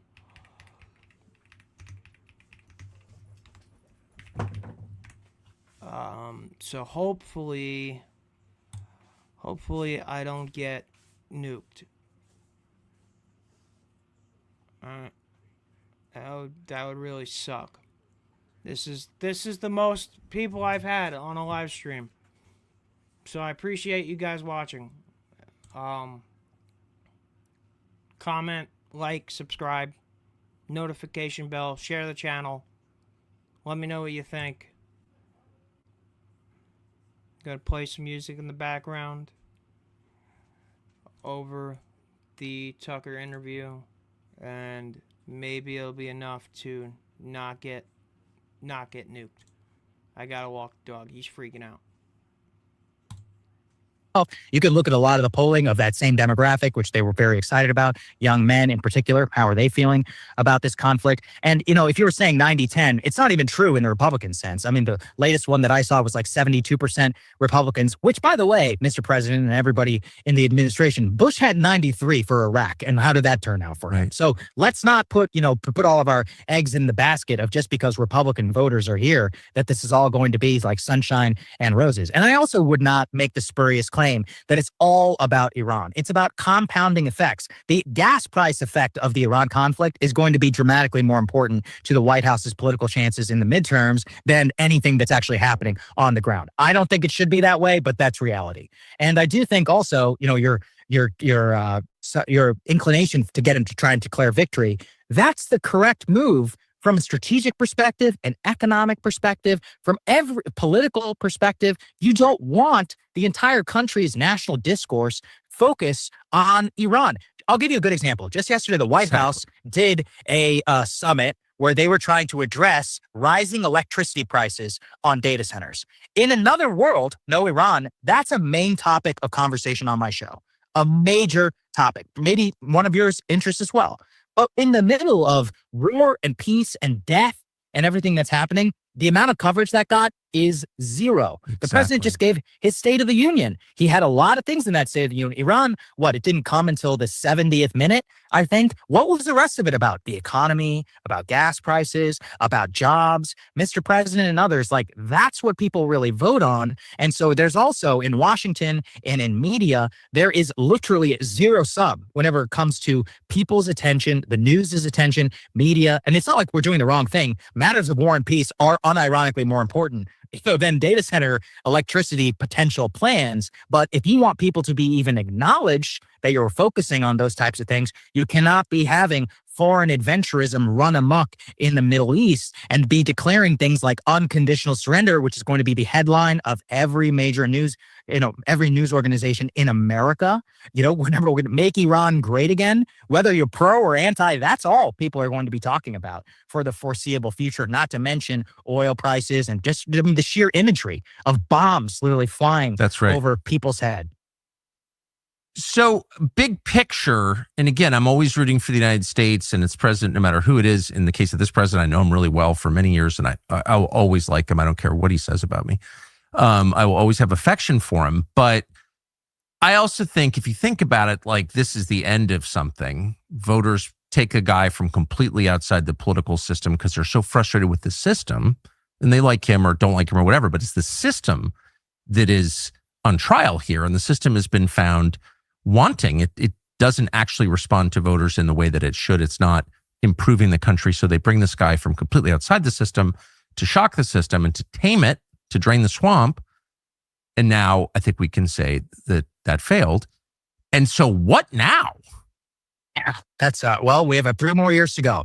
I put a book behind me, the George W. Bush book, and it gave me no pleasure to do so because the parallels I'm watching already to 04 to 08 Let's think about it. We've got a squishy economy with some problems. We've got a Middle Eastern conflict, potential energy crisis. We have an AI potential bubble, which could pop at any moment. We have Democrats who are radically enthused with no leader at the top, meaning they get to have an open debate in their party. They can say things that are a lot more honest than the person who has a leader at the top of their party. They can have real function and they can actually debate things out in the open. That's very healthy for a political party. And that's exactly how the Democrats really ascended from power from 2004, the failed John Kerry campaign, to winning, 55% of the vote under Barack Obama. That was a very good process for them. Well, I'm watching it all play out step by step by step. And it's very similar, like you just said, about the revolution. There was a revolutionary aspect to the Donald Trump campaign. The second one, more so than the first, in my opinion, and affirmed, I think,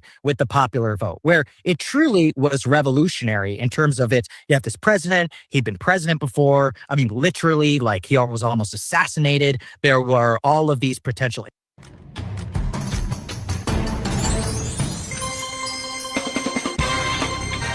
indictments against him. You know, the imagery, the sheer imagery and idea of somebody like that being able to ascend again to the highest office of the land is insane. And then in the initial moments, you have Doge and you have, people you would never see in power like RFK Jr. and Tulsi Gabbard and Pete Hegseth. There was a real excitement or Kash Patel at that point, not at this point, but these people were seeing.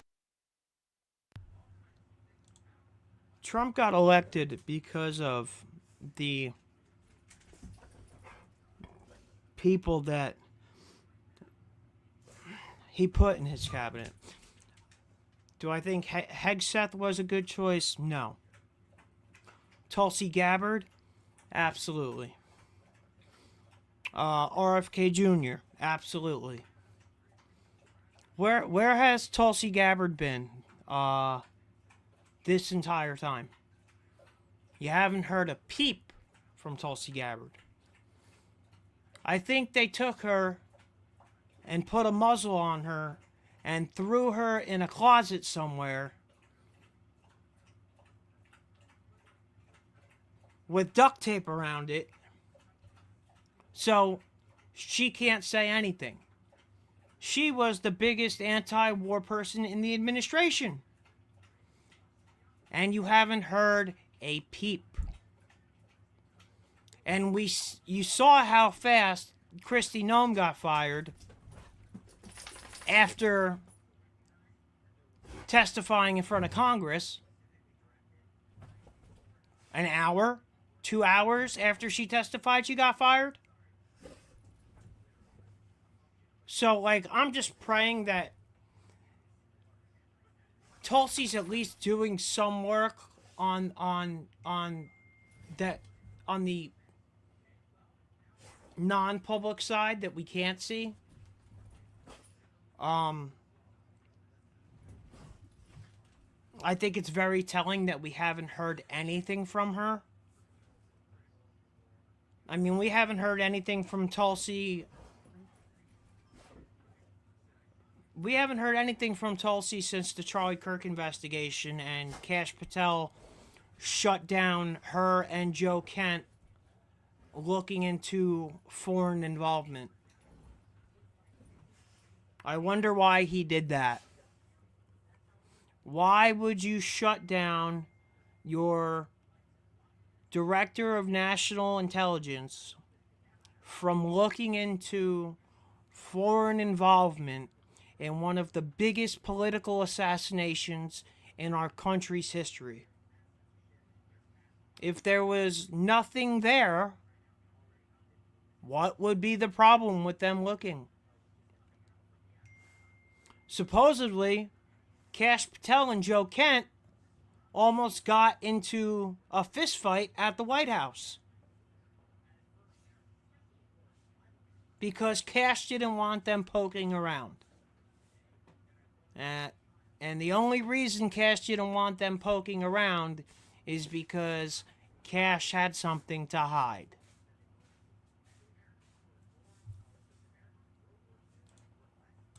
seen as revolutionary actors who are going to come in and throw a bomb inside of the system. But then if you watch the US government do the exact same thing that it did under all these past presidents, your revolution starts to look a lot more like the status quo, which was deeply hated and which you exploited to your great political benefit. And right now, I am watching the same type of revolutionary aspect take place in the Democratic Party. And if you want any part of that and not to just be run over in future elections, they need to get wise very, very quickly. I wonder, I mean, since all kinds of things have happened in the last 2 years that no one ever could have predicted, like really, really radical things, from Trump being shot in Butler, Pennsylvania, to right now, a week ago, the United States declaring war unprovoked. There's no direct provocation in the middle of negotiations with Iran. Like, even though it was happening, it was still a shock that it actually happened. Since we have a very recent track record of really unusual, if not radical, things happening, I mean, how concerned should we be in the United States about something like really radical happening here, and not just a terror attack, or as likely a false flag terror attack, or whatever, Americans being killed in America, which is what matters. But like the U.S. government. The only thing that this conflict in the Middle East has done for Americans is give us higher gas prices, higher retail prices, higher energy prices overall, and you have opened us up to sleeper cell attacks from the 20 million undocumented people that crossed the border during the Biden administration, radical lone wolf attacks from people that have been radicalized, and false flags.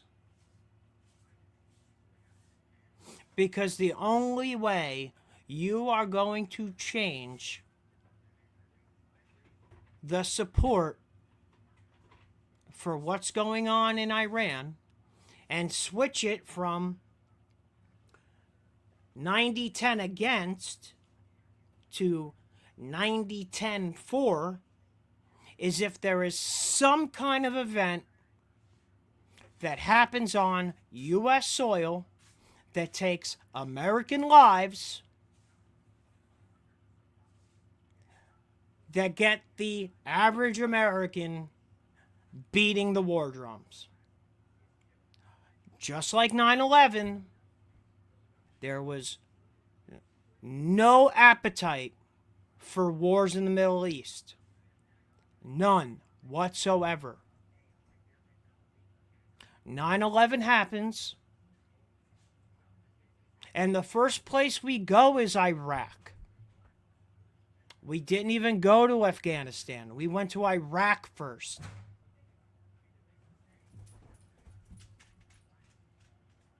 So, I put a post up yesterday.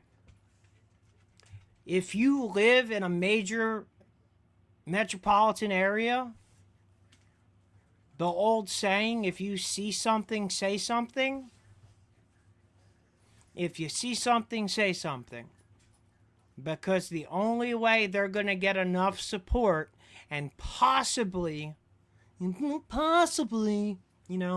save the midterms is if something happens here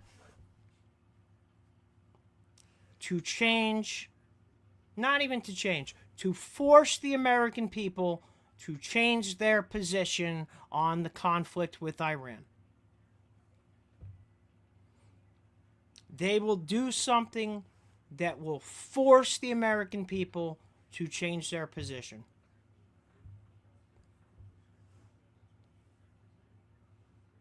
So if you live in a big city, if you go to games at stadiums, pay attention and be vigilant and keep your eyes open, because they're going to have to do something. And whatever that something is going to be taking American lives on American soil. Guaranteed.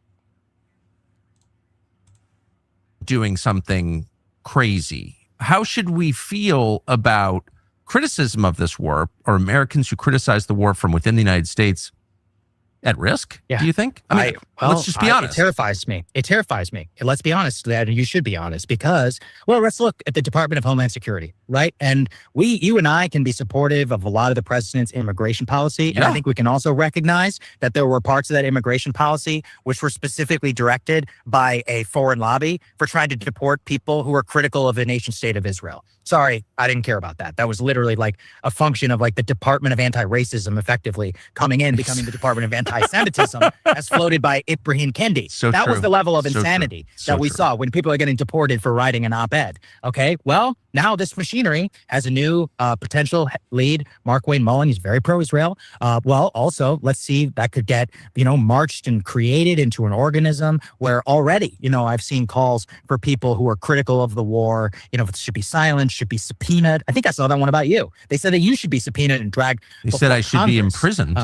Right, imprisoned. Right? Didn't somebody say you should even be put into an internment camp? Yep. This is how it all happened, guys. I mean, this is how it all the Pearl Harbor to internment camps for Japanese was like this. It was a blink of an eye within a year-long period. That's how it happened, where we stripped all of these Americans of their fundamental rights and locked them in a camp.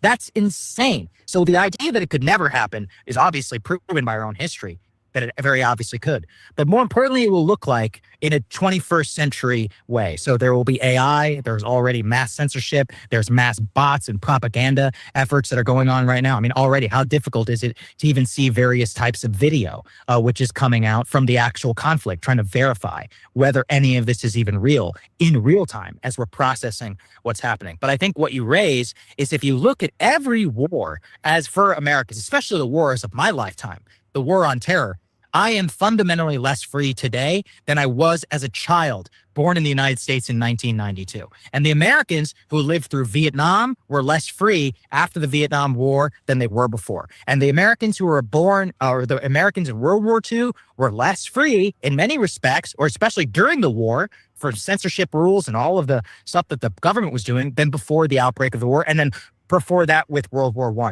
in the Civil War too. I mean, think about suspension of habeas corpus, all of these different things that these presidents have done. It is a natural effect for a wartime nation to crack down on speech, and specifically critical speech of those war efforts. And we should be afraid. Even if you like the person who is in power, you need to recognize that this is a historical trend which goes back through our entire history. It's part of the reason I think that you and I abhor war so much. And we also, this is the scariest part, is when you watch this censorship be self-imposed on media organizations, and you create a system and an incentive structure such that criticizing. Speaking about censorship, Israel now has a media blackout on anything coming out of Israel that shows successful Iranian attacks getting through the Iron Dome and hitting their targets.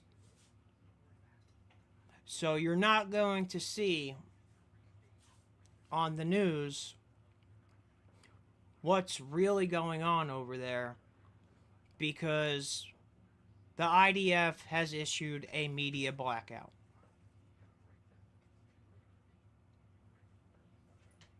You want to talk about censorship? Why do you think Larry and David Ellison now own almost 50% of what we see on our televisions? Why do you think Israel bought TikTok?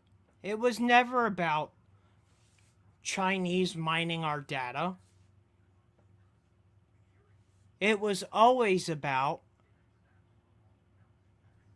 the messaging that was getting out of Gaza on the platform. They had to shut it down. Had nothing to do with China whatsoever. Is it all making sense now? Are we connecting the dots yet?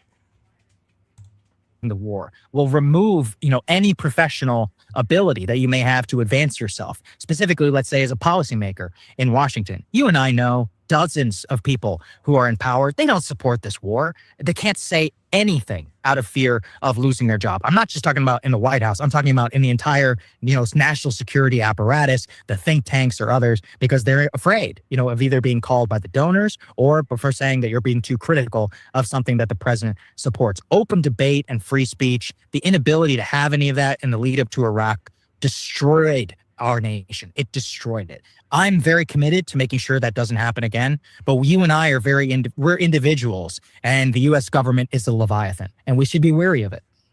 Are you? I mean, as someone, and this is not flattery, but it's sincere. You were one of the very first people to see this realignment in American politics. I mean, 10 years ago. You saw it very clearly, and you staked your whole career on it, and you were right, and that's why you've been successful, I would say. So it's worth listening to your prediction, I think, on this question. Do you see a crackdown on civil liberties, human rights in the United States coming up because of this war? The war is a pretext for what was already in the plans, but do you see that happening? Yep.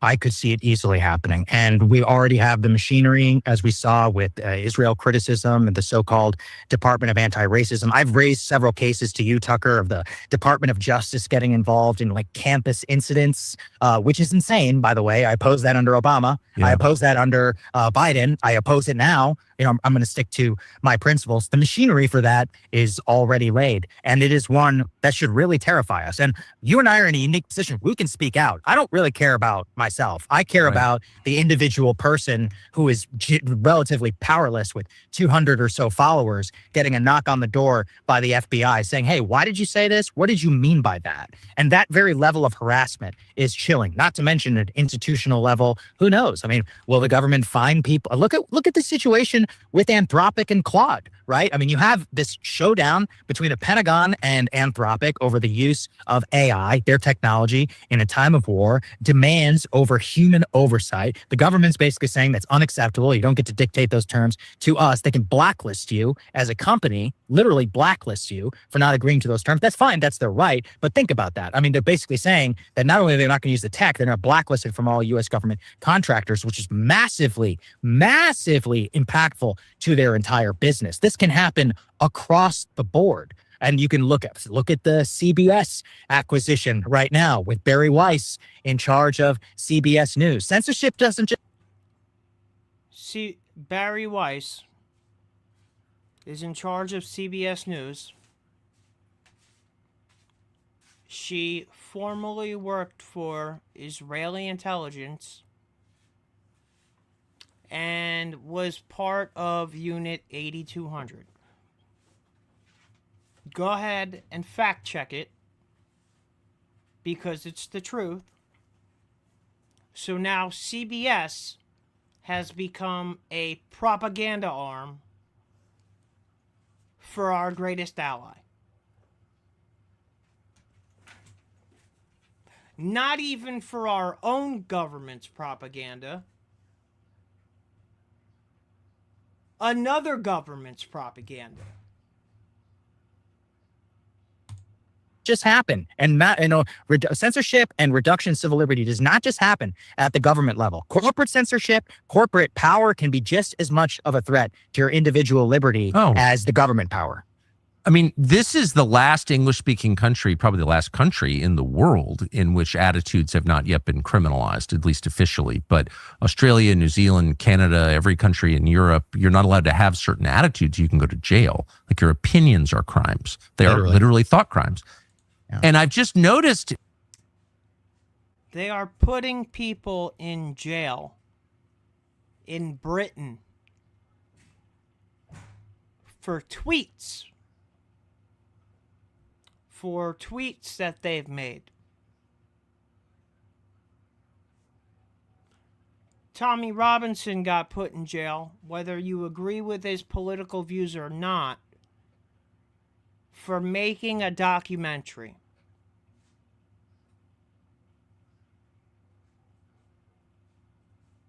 We are the last country in the world that even has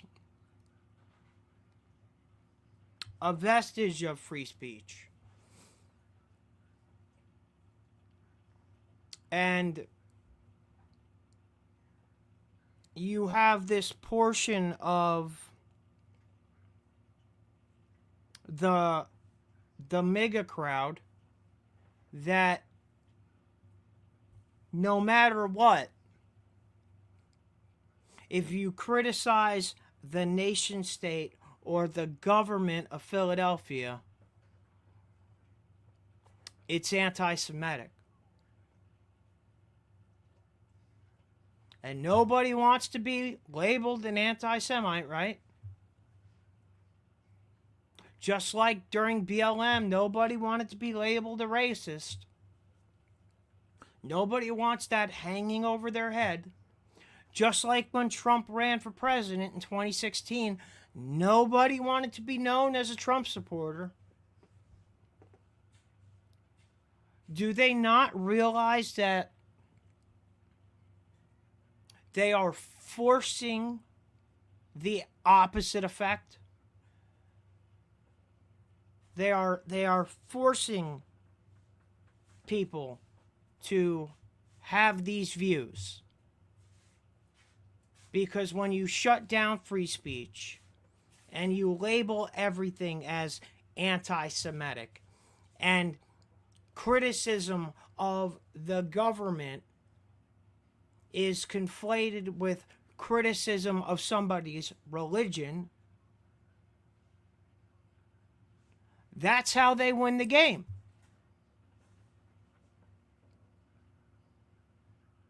This entire stream,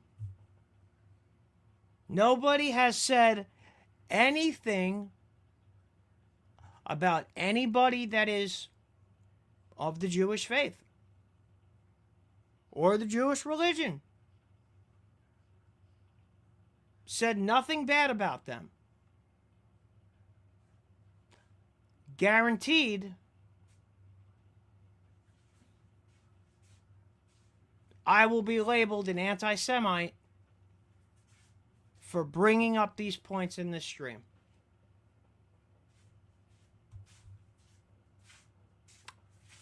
And that is bullshit.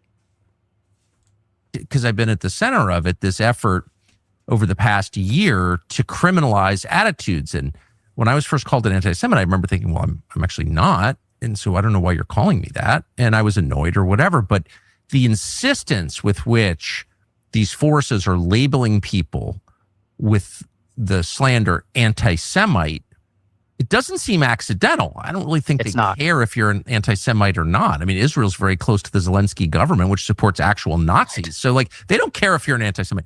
This is an effort to set the stage for prosecutions. That's what I'm starting to. I've been helping people build AI-assisted agencies where AI handles the client fulfillment. Let me explain how this works. You choose. Do you think that's too paranoid? No, not at all. Well, first of all, we literally deported people for being critical of Israel. That actually happened already under this government. We are having the Department of Justice, the Attorney General, get involved in campus incidents around so-called anti-Semitism. That is the machine and the groundwork, which could be laid for exactly what you're talking about. But then let's look. We recognize this. If you live through the woke revolution, let's think about the way that this works now with so-called anti-Semitism, as they accuse you. It's all about escalation. So first, you're being defined as an anti-Semite. In more your recent comments, what did they say? That you're trying to incite violence against a specific organization. Incitement of violence is actually a very specific term. So what does that mean? An imminent threat, which means that they want to be able to have an FBI agent come and knock on your door to ask you either to clarify what you're asking about or potentially prosecute you for your alleged comments that are around this. Each one is a step in a ground to make and to lay the groundwork to make it so that such a case could eventually be brought and in an insane time. And when we have, look, we're at the very beginnings of this conflict. Who knows how long it goes? I pray it just ends. But again, all through history, it only usually gets worse whenever it comes to censorship and demands. I mean, already this entire conversation, you and I know, will be branded as anti-Semitic and pro-Iran. These are meaningless, ridiculous terms, Right. but they will be pumped as propaganda into entire ecosystem to smear and to define us both as individuals. From there, if you're pro-Iran and we're at war with Iran, wow, then you're a traitor. So now the traitor moniker is going to begin to be applied. And then from there, we'll start talking about treason. Right. So very recently, I'll give you a great example. During the outbreak of Russia and of Ukraine, we had an incident, I think it was with YouTube, where they banned all Russian state media. And I would make a case to them behind the scenes. I said, guys, I'm not pro-Russian, but if we're in the middle. Can I ask you a serious question? What has Israel done to benefit the lives of the American people? What has supporting the government of Israel done to make my life better? Absolutely nothing. Absolutely nothing. Being pro-Israel is not pro-America. Did you know that Mossad agents, which is Israeli intelligence, did you know that they are not allowed in CIA headquarters? Because every time they are at CIA headquarters, they are caught trying to bug the headquarters. They're not even allowed to step foot in Langley. How do we consider them an ally? How is being pro-Israel pro-America?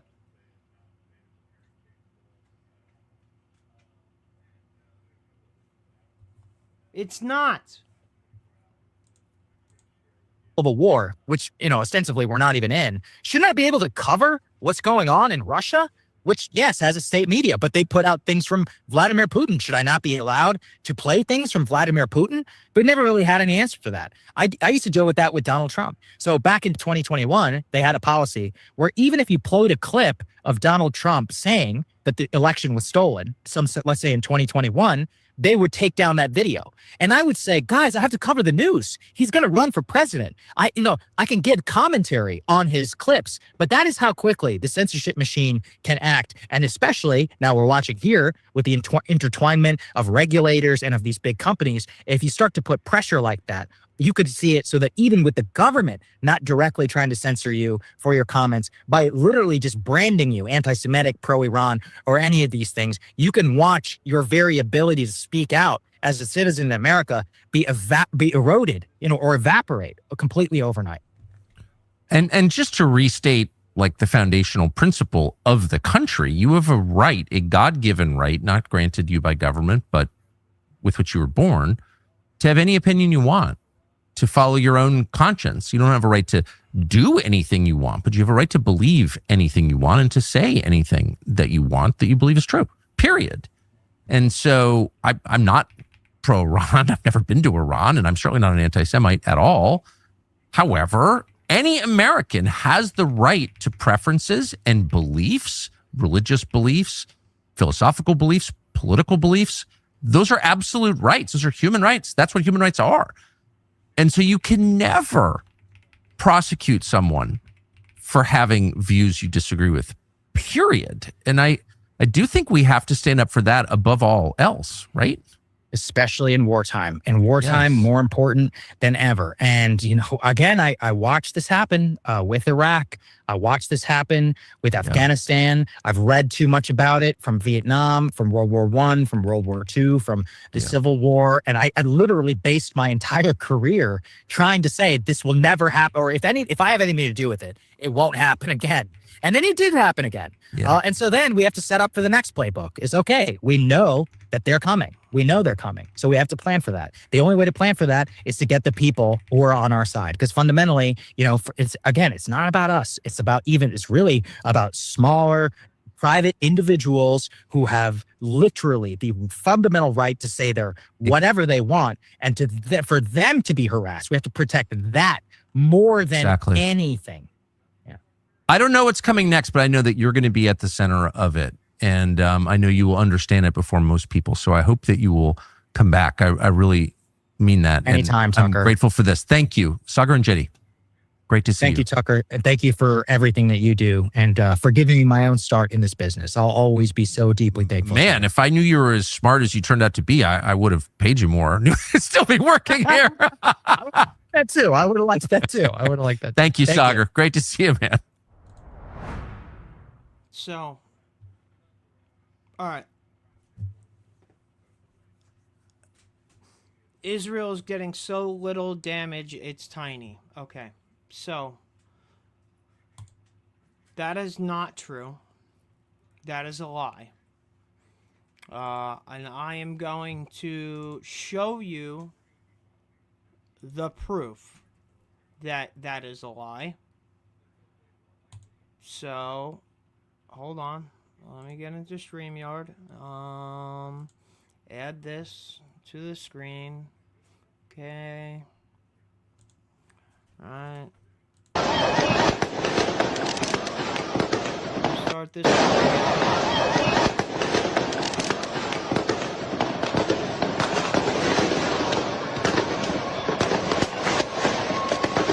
No, this isn't AI. No, it's not a fake video. This was confirmed by the Associated Press. Okay. All right, hold on. I have more. We're not done yet. We're not done yet. Let's share this tab, okay? All right. Pull this one up. Okay, let's start this one from the beginning.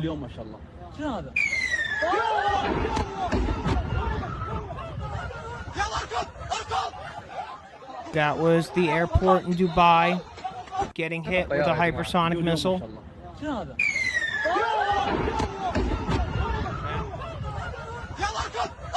We're not done. I have more. Here.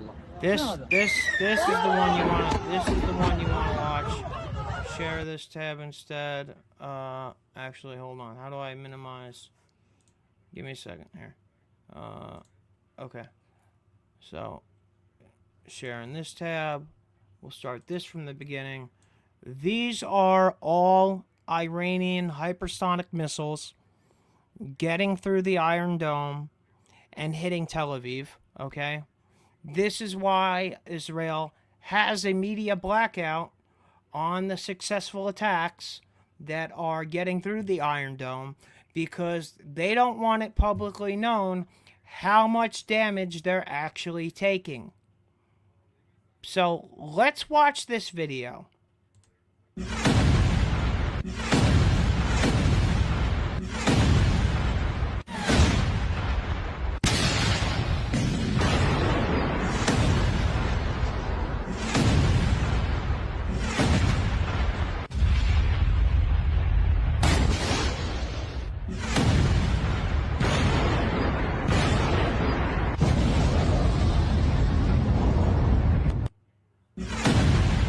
You want to watch it again?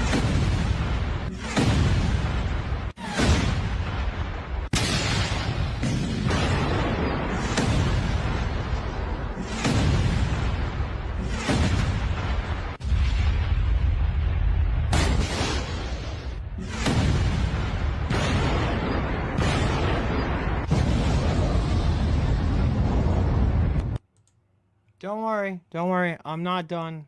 I still have more. Hold on.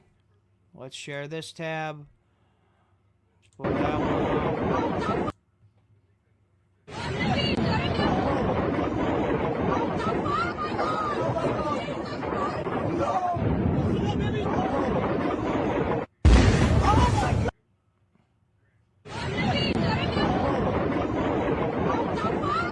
Does it look like Israel is taking a little bit of damage? because that's not what's going on. Okay. Hold on. Let me share this one. Here we go. We'll watch this one. Here you go.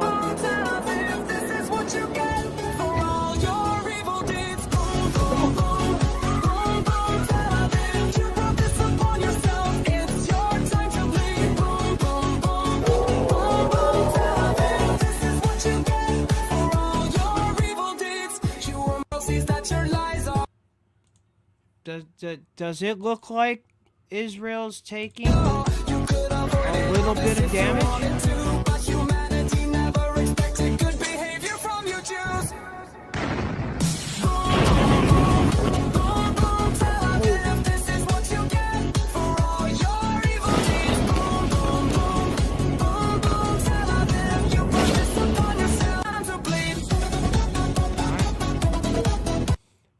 I feel like I made my point.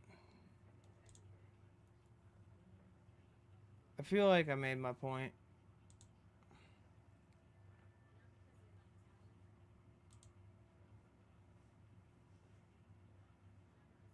I mean, Israel is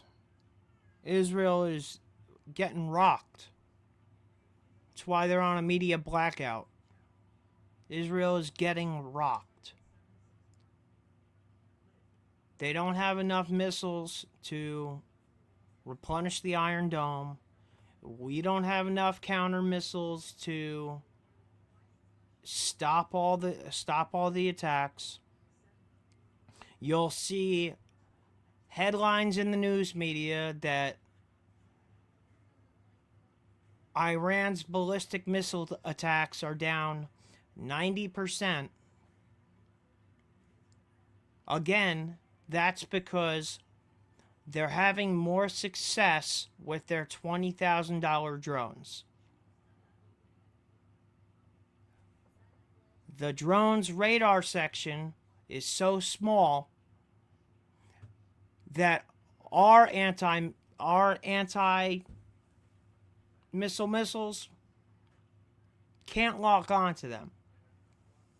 That's how they're penetrating the Iron Dome and our air defenses.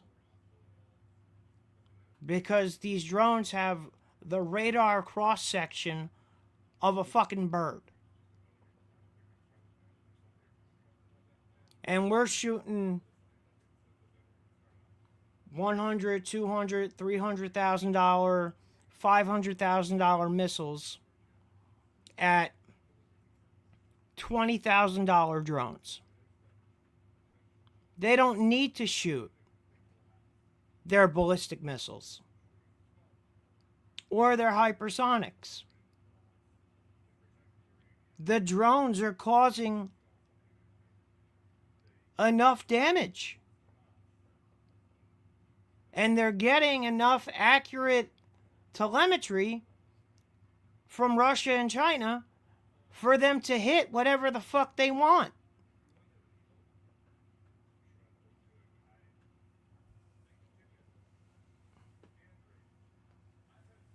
It's crazy, man. It's crazy. I don't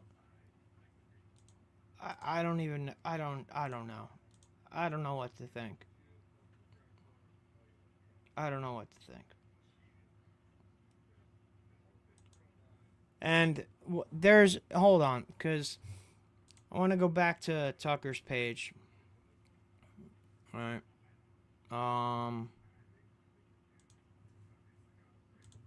Give me a second. Share screen. He'd rather swallow the media load. This dude is brainwashed, bro. He'd rather swallow the media load. Yeah.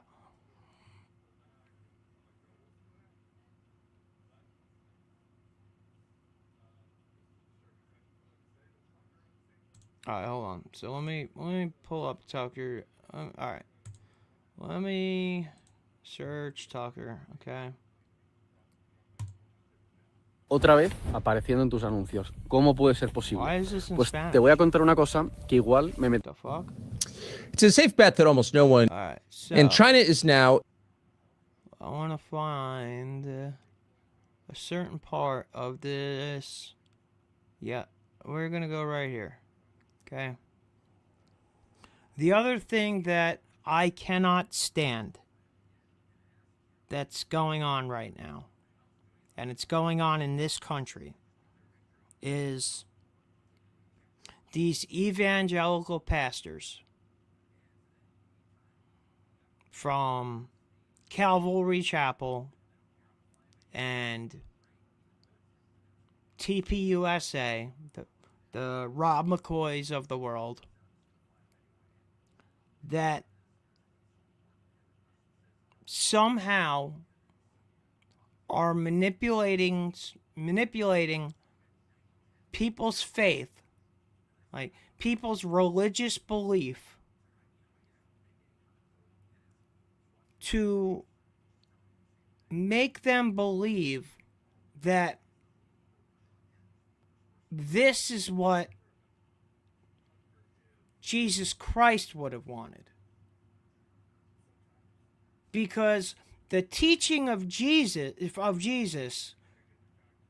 they tell us that mass murder, genocide, killing women and children, those are the teachings of Jesus, right? But you have pastors in this country that are taken to Israel. They spend a week there, and they are literally taught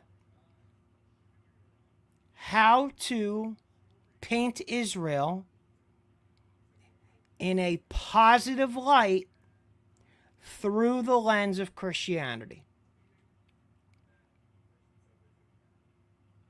Judeo-Christian values. There's no such thing.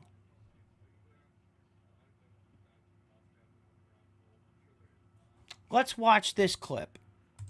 A peer with the United States, at least, almost no matter how you measure it. Population, of course, much bigger.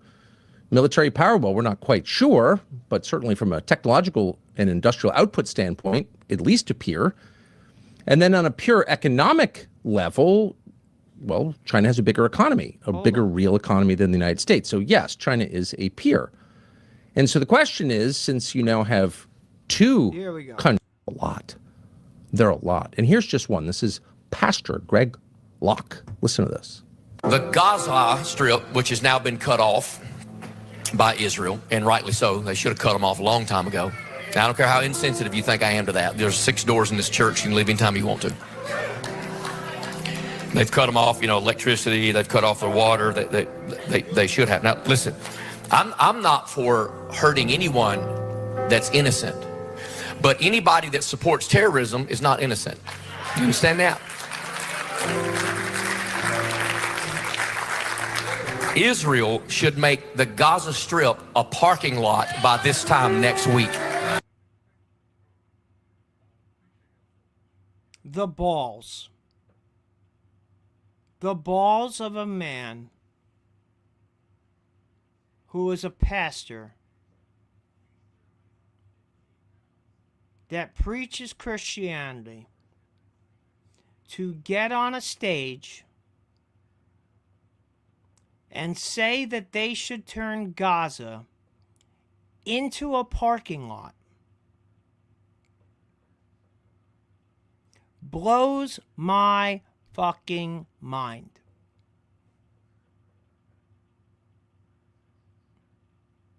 That is the most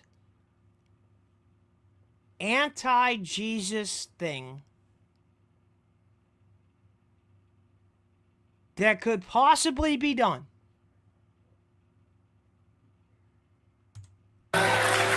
Destroy the whole thing. What they ought to do is evacuate up there on the hill and get a great big missile and blow that wicked dome of the rock plumb off of the spot where it's standing right now, so we can get that third temple rebuilt and usher in the coming of Jesus. Does anybody realize that this contradicts each other? Right? Like, the Jewish people want to destroy the Dome of the Rock, which is one of the 3 holy sites in the Muslim religion. They want to rebuild the third temple to usher in their Messiah. Now, he just said to usher in the coming of Jesus Christ. The building of the third temple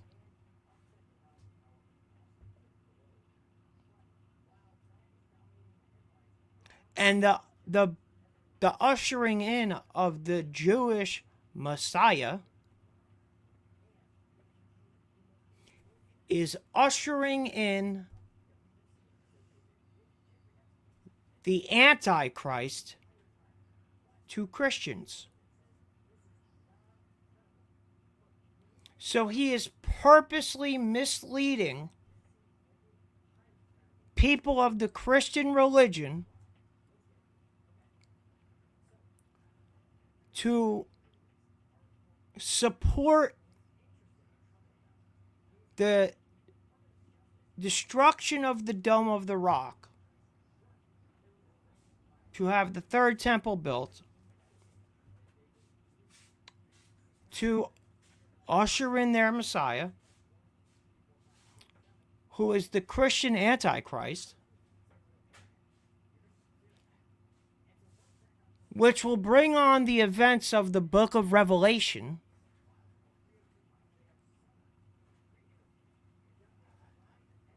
the years of tribulation, the seals of judgment,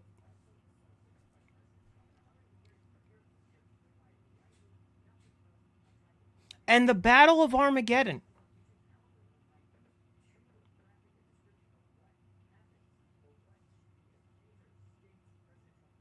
That's why I don't understand these Christian Zionists. I think it's just a way for them to justify taking money from Philadelphia.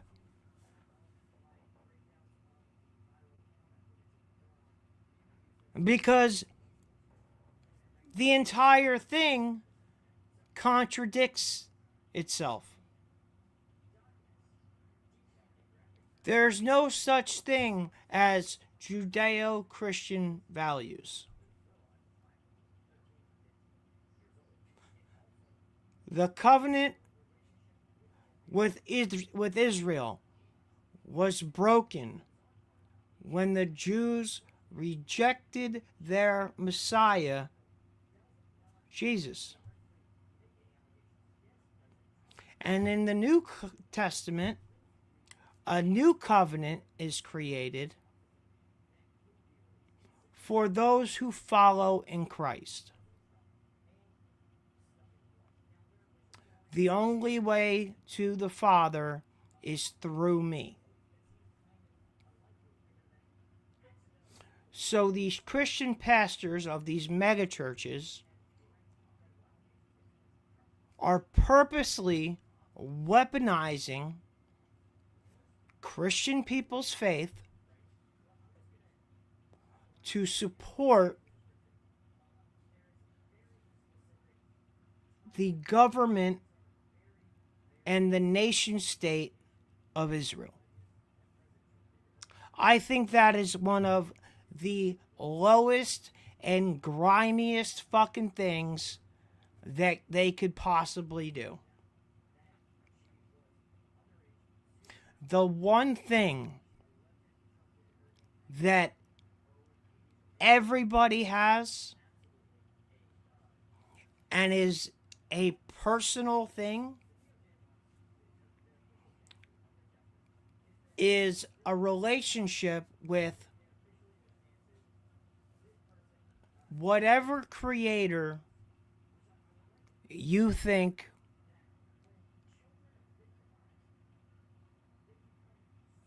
created us, whether you're an atheist or not, whatever, regardless, it is a personal thing. And these guys are out here taking advantage of that to push this agenda.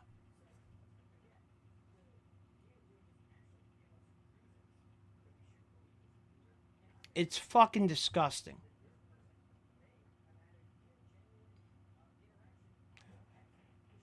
And these people are not real Christians. Well, maybe the people are, but the pastors are not. These pastors pushing this are pushing this openly and willingly, knowing that they are manipulating Scripture and manipulating people's faith to serve the purpose of Philadelphia.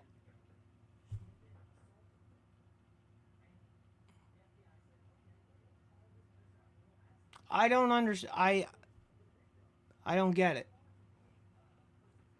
I don't get it.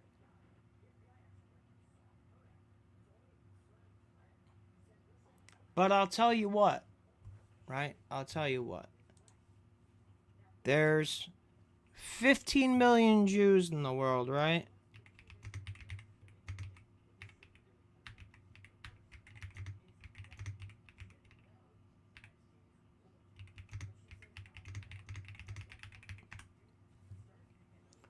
There's 15 million Jews, or I forgot how many Jews.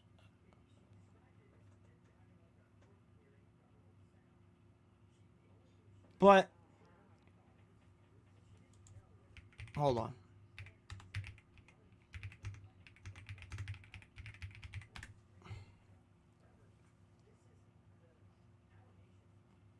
So, Christianity, there is 2.3 billion on the high end. Islam, 1.9 to 2 billion. Judaism, 15 to 16 million.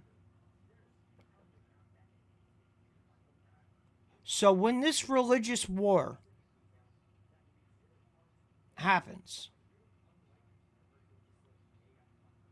do you think it's going to be 15 million Jewish people against 2 billion people that are Muslim or follow Islam? Or do you think it's more likely to be 2.3 billion Christians in a battle against 2 billion Islamists? What's the more likely scenario there?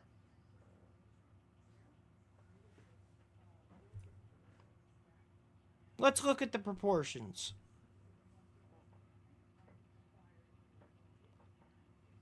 I don't think 15 to 16 million Jews would survive very long against 2 billion Islamists. Kind of seems one-sided. But 2.3 billion Christians in a religious war against 2 billion Islamists. Now that sounds like Armageddon, doesn't it? that would be the end of the world.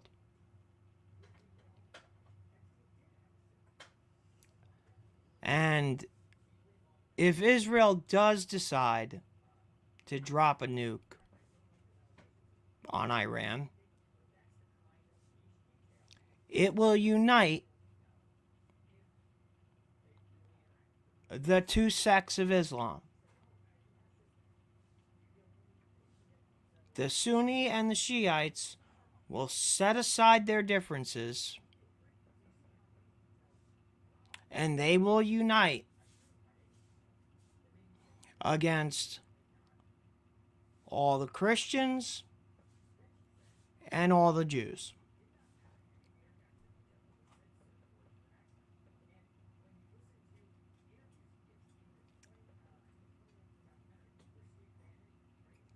Anybody telling you that this is not a holy war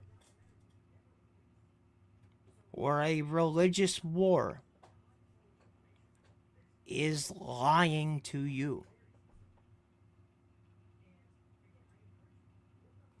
This entire thing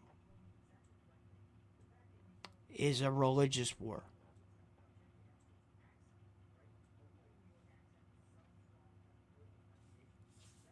This whole thing is about religion.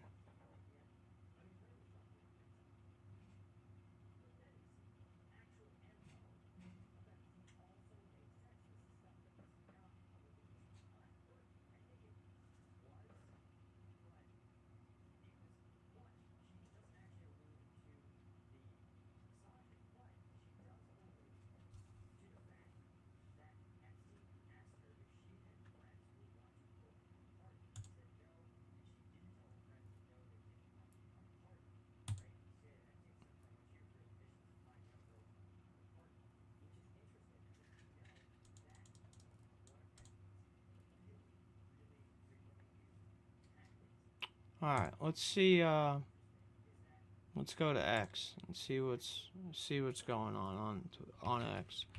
See if we can get, any reporting that's coming out of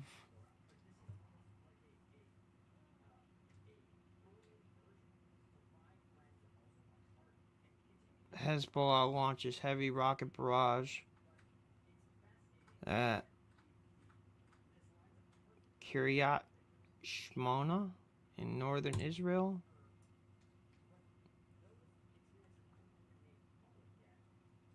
Haifa is getting struck with the largest missile barrage since the beginning of the war. Here we go. Here we go.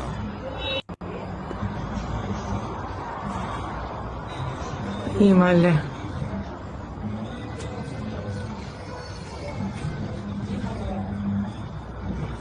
Doesn't look like the Iron Dome is holding up too well, does it?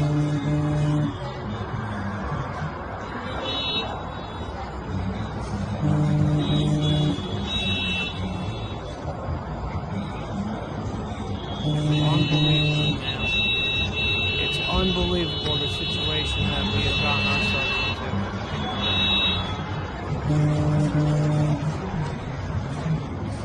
This is terrible. Absolutely terrible.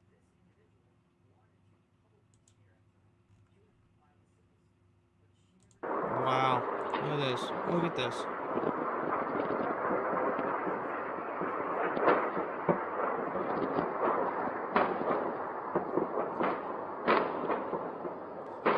This is why Israel has a media blackout right now. This is why, because they don't want the world to see this.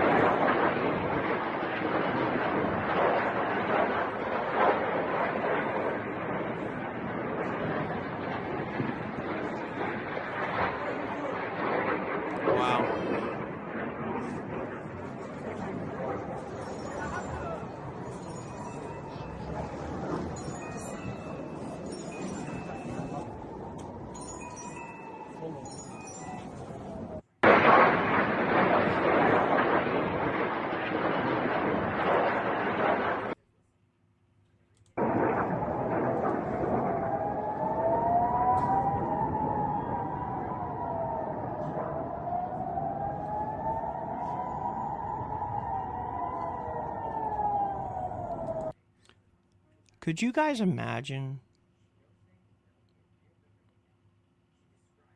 what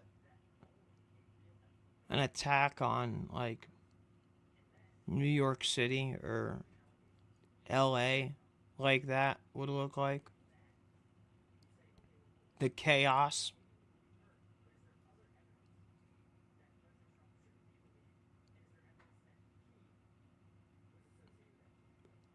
Like, I can't even imagine it. Like, how bad it would really get. Whoa,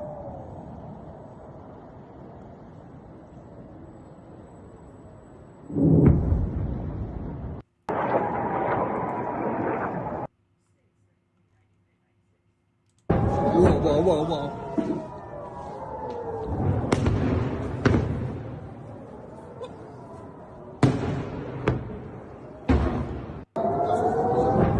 Whoa, whoa, whoa.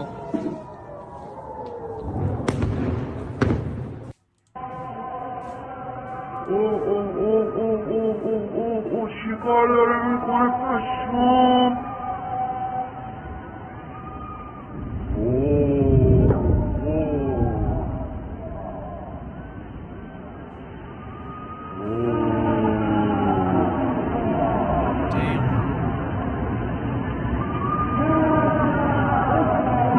خالشگاه شنبه امروز شنبه دارم و 14 زد نوروز که ساعت 10 شب در این شهر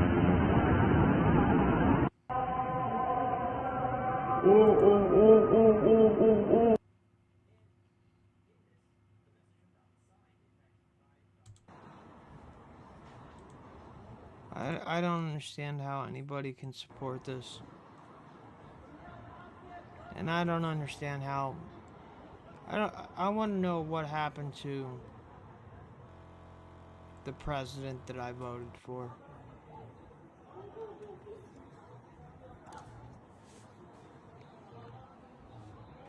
It's like he got neutered. It's like BB chopped his balls off.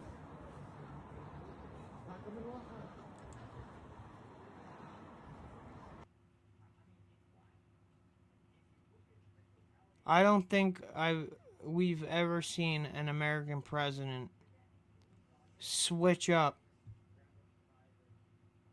like the way we've seen Trump switch up.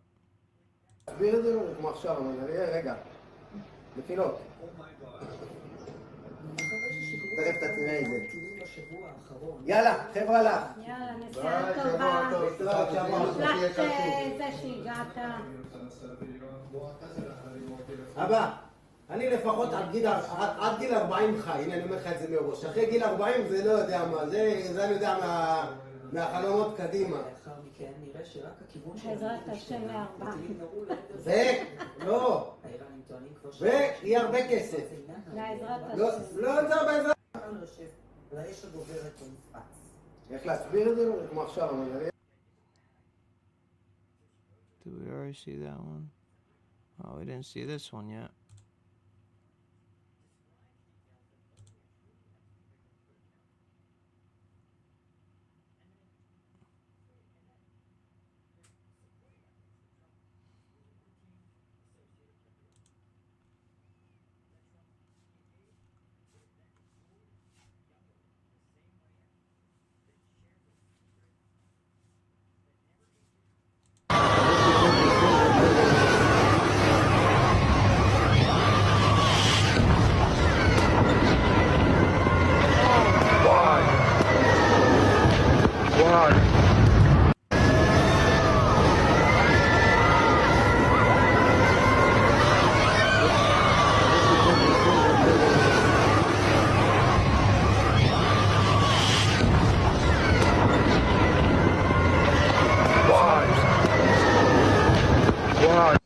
We don't have anything that can stop them.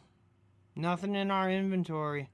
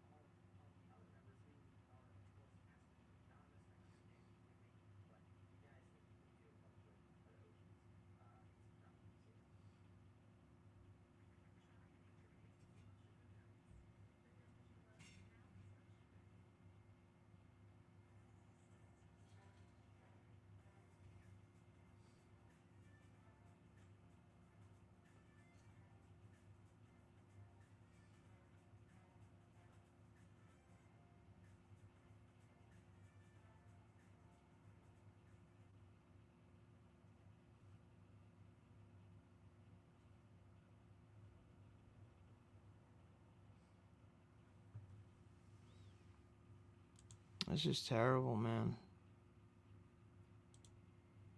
Absolutely terrible.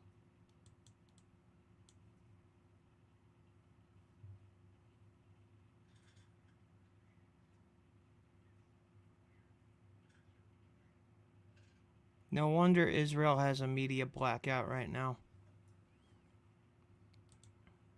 No wonder they don't want the world to see this. Makes sense.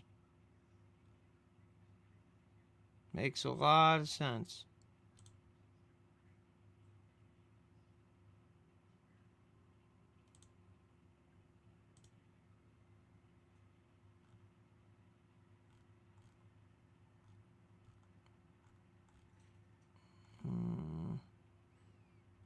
Trying to find some videos that we haven't seen yet.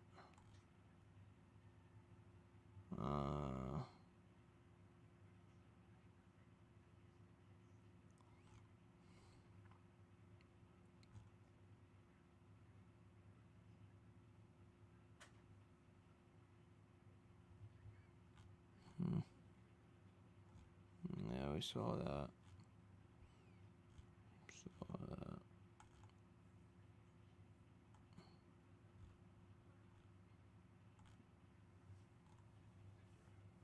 I don't know, man.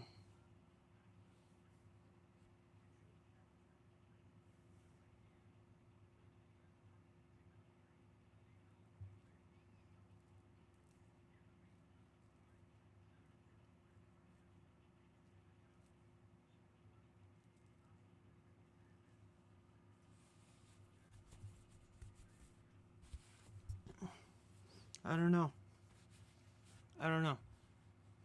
What do you guys think?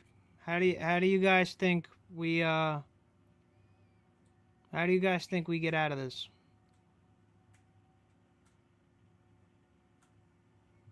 How do you guys how do we get out of this conflict?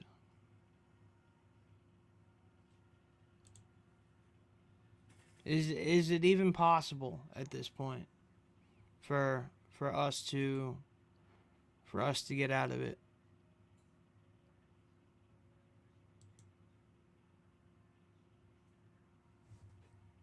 I feel like it's not, man. I feel like I feel like the train is moving at about 1,000 miles an hour, and it is heading straight for a cliff. And right on the border with Lebanon, because Hezbollah has been launching a huge rocket. I'm not sure what captured this footage, whether it was CCTV or what, but this is over the skies of northern Israel, right on the border with Lebanon, because Hezbollah has been launching a huge rocket salvo from Lebanon into northern Israel. And you can see all the interceptors getting shot off by the Iron Dome, shooting them down. Pretty wild video. Check this out.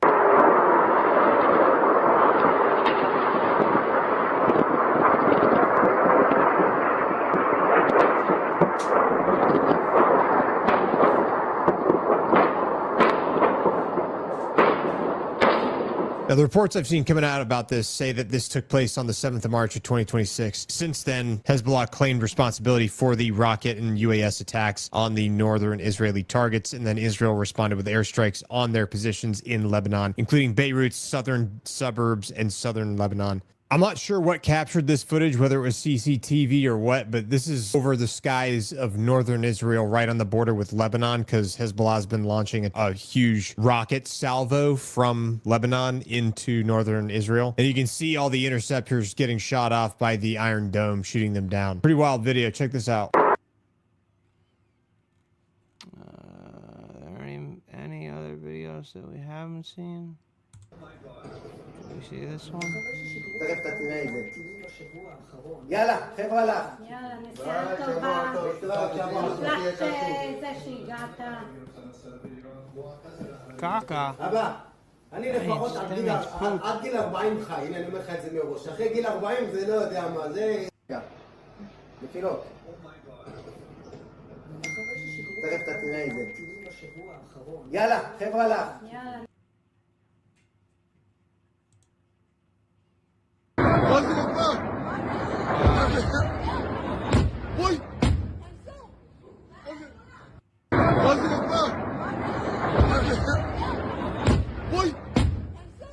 Wow.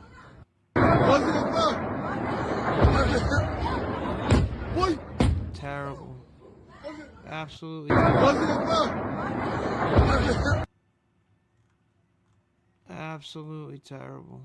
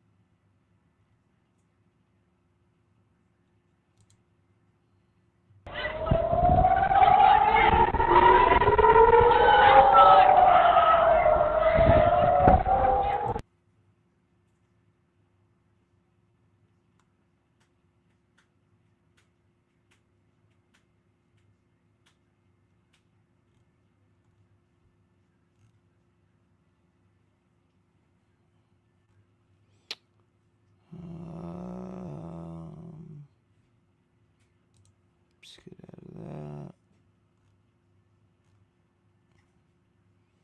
Keep saying the same clip over and over.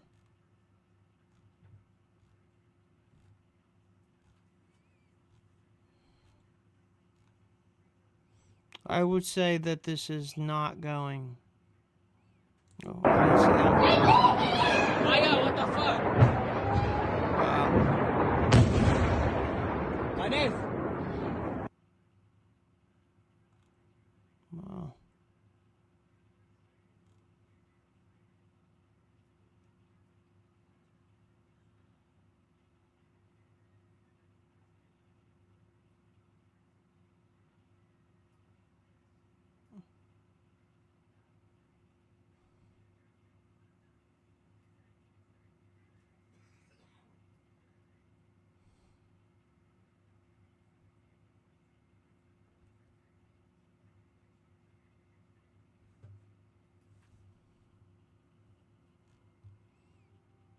What else we got?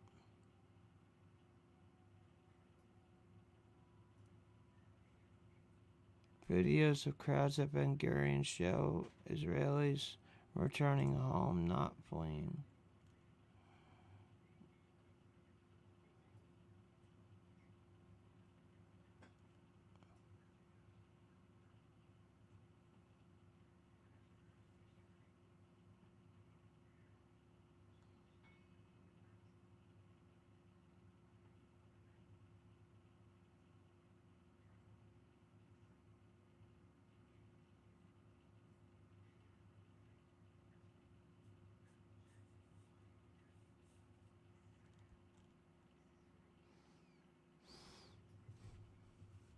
Look at this. Look at this.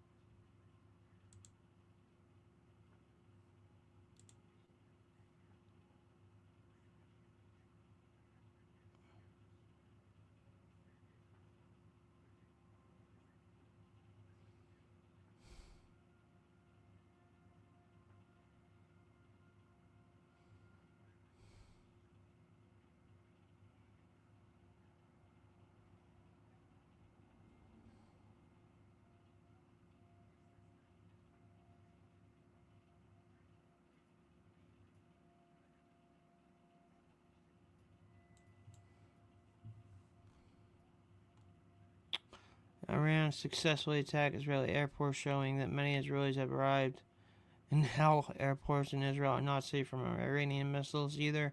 People are dying from Iranian missiles, even in 50-foot bombs.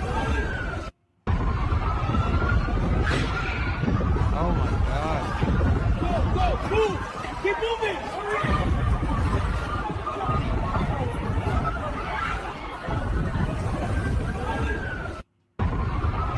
Wow.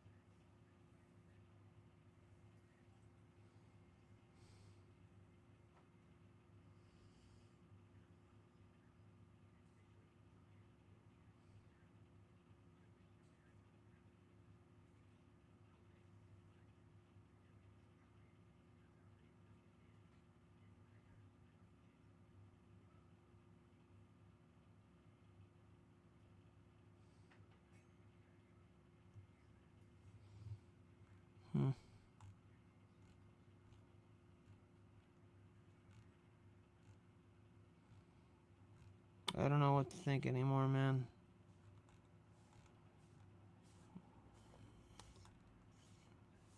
I don't think there's a way to calm down tensions.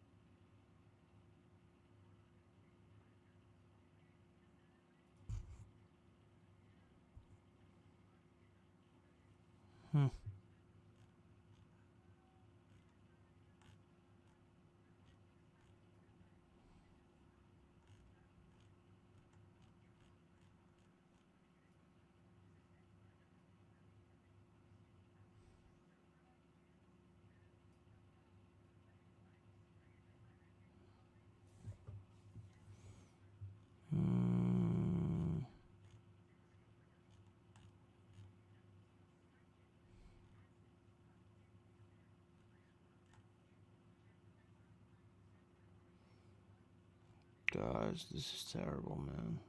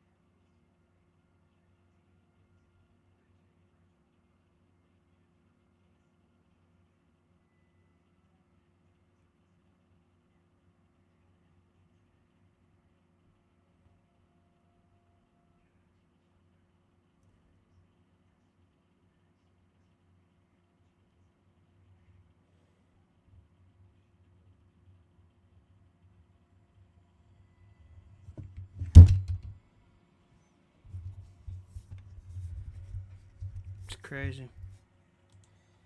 It's crazy. This whole thing's nuts. We're fighting a holy war for a religion and a country that refers to us as goyim and cattle. That's how they refer to us.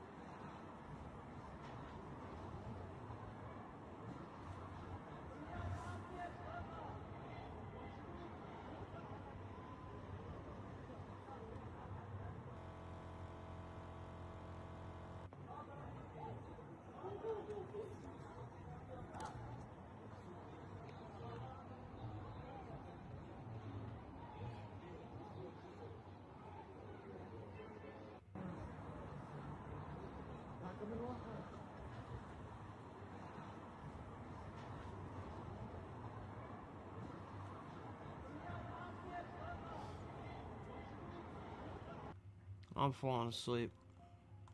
In case you guys don't know, I work overnight. I go into work at like 3 a.m. Usually out of work at like 11:30 a.m.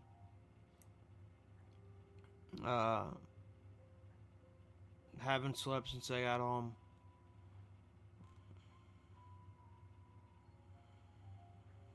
I'm extremely exhausted. And I'm definitely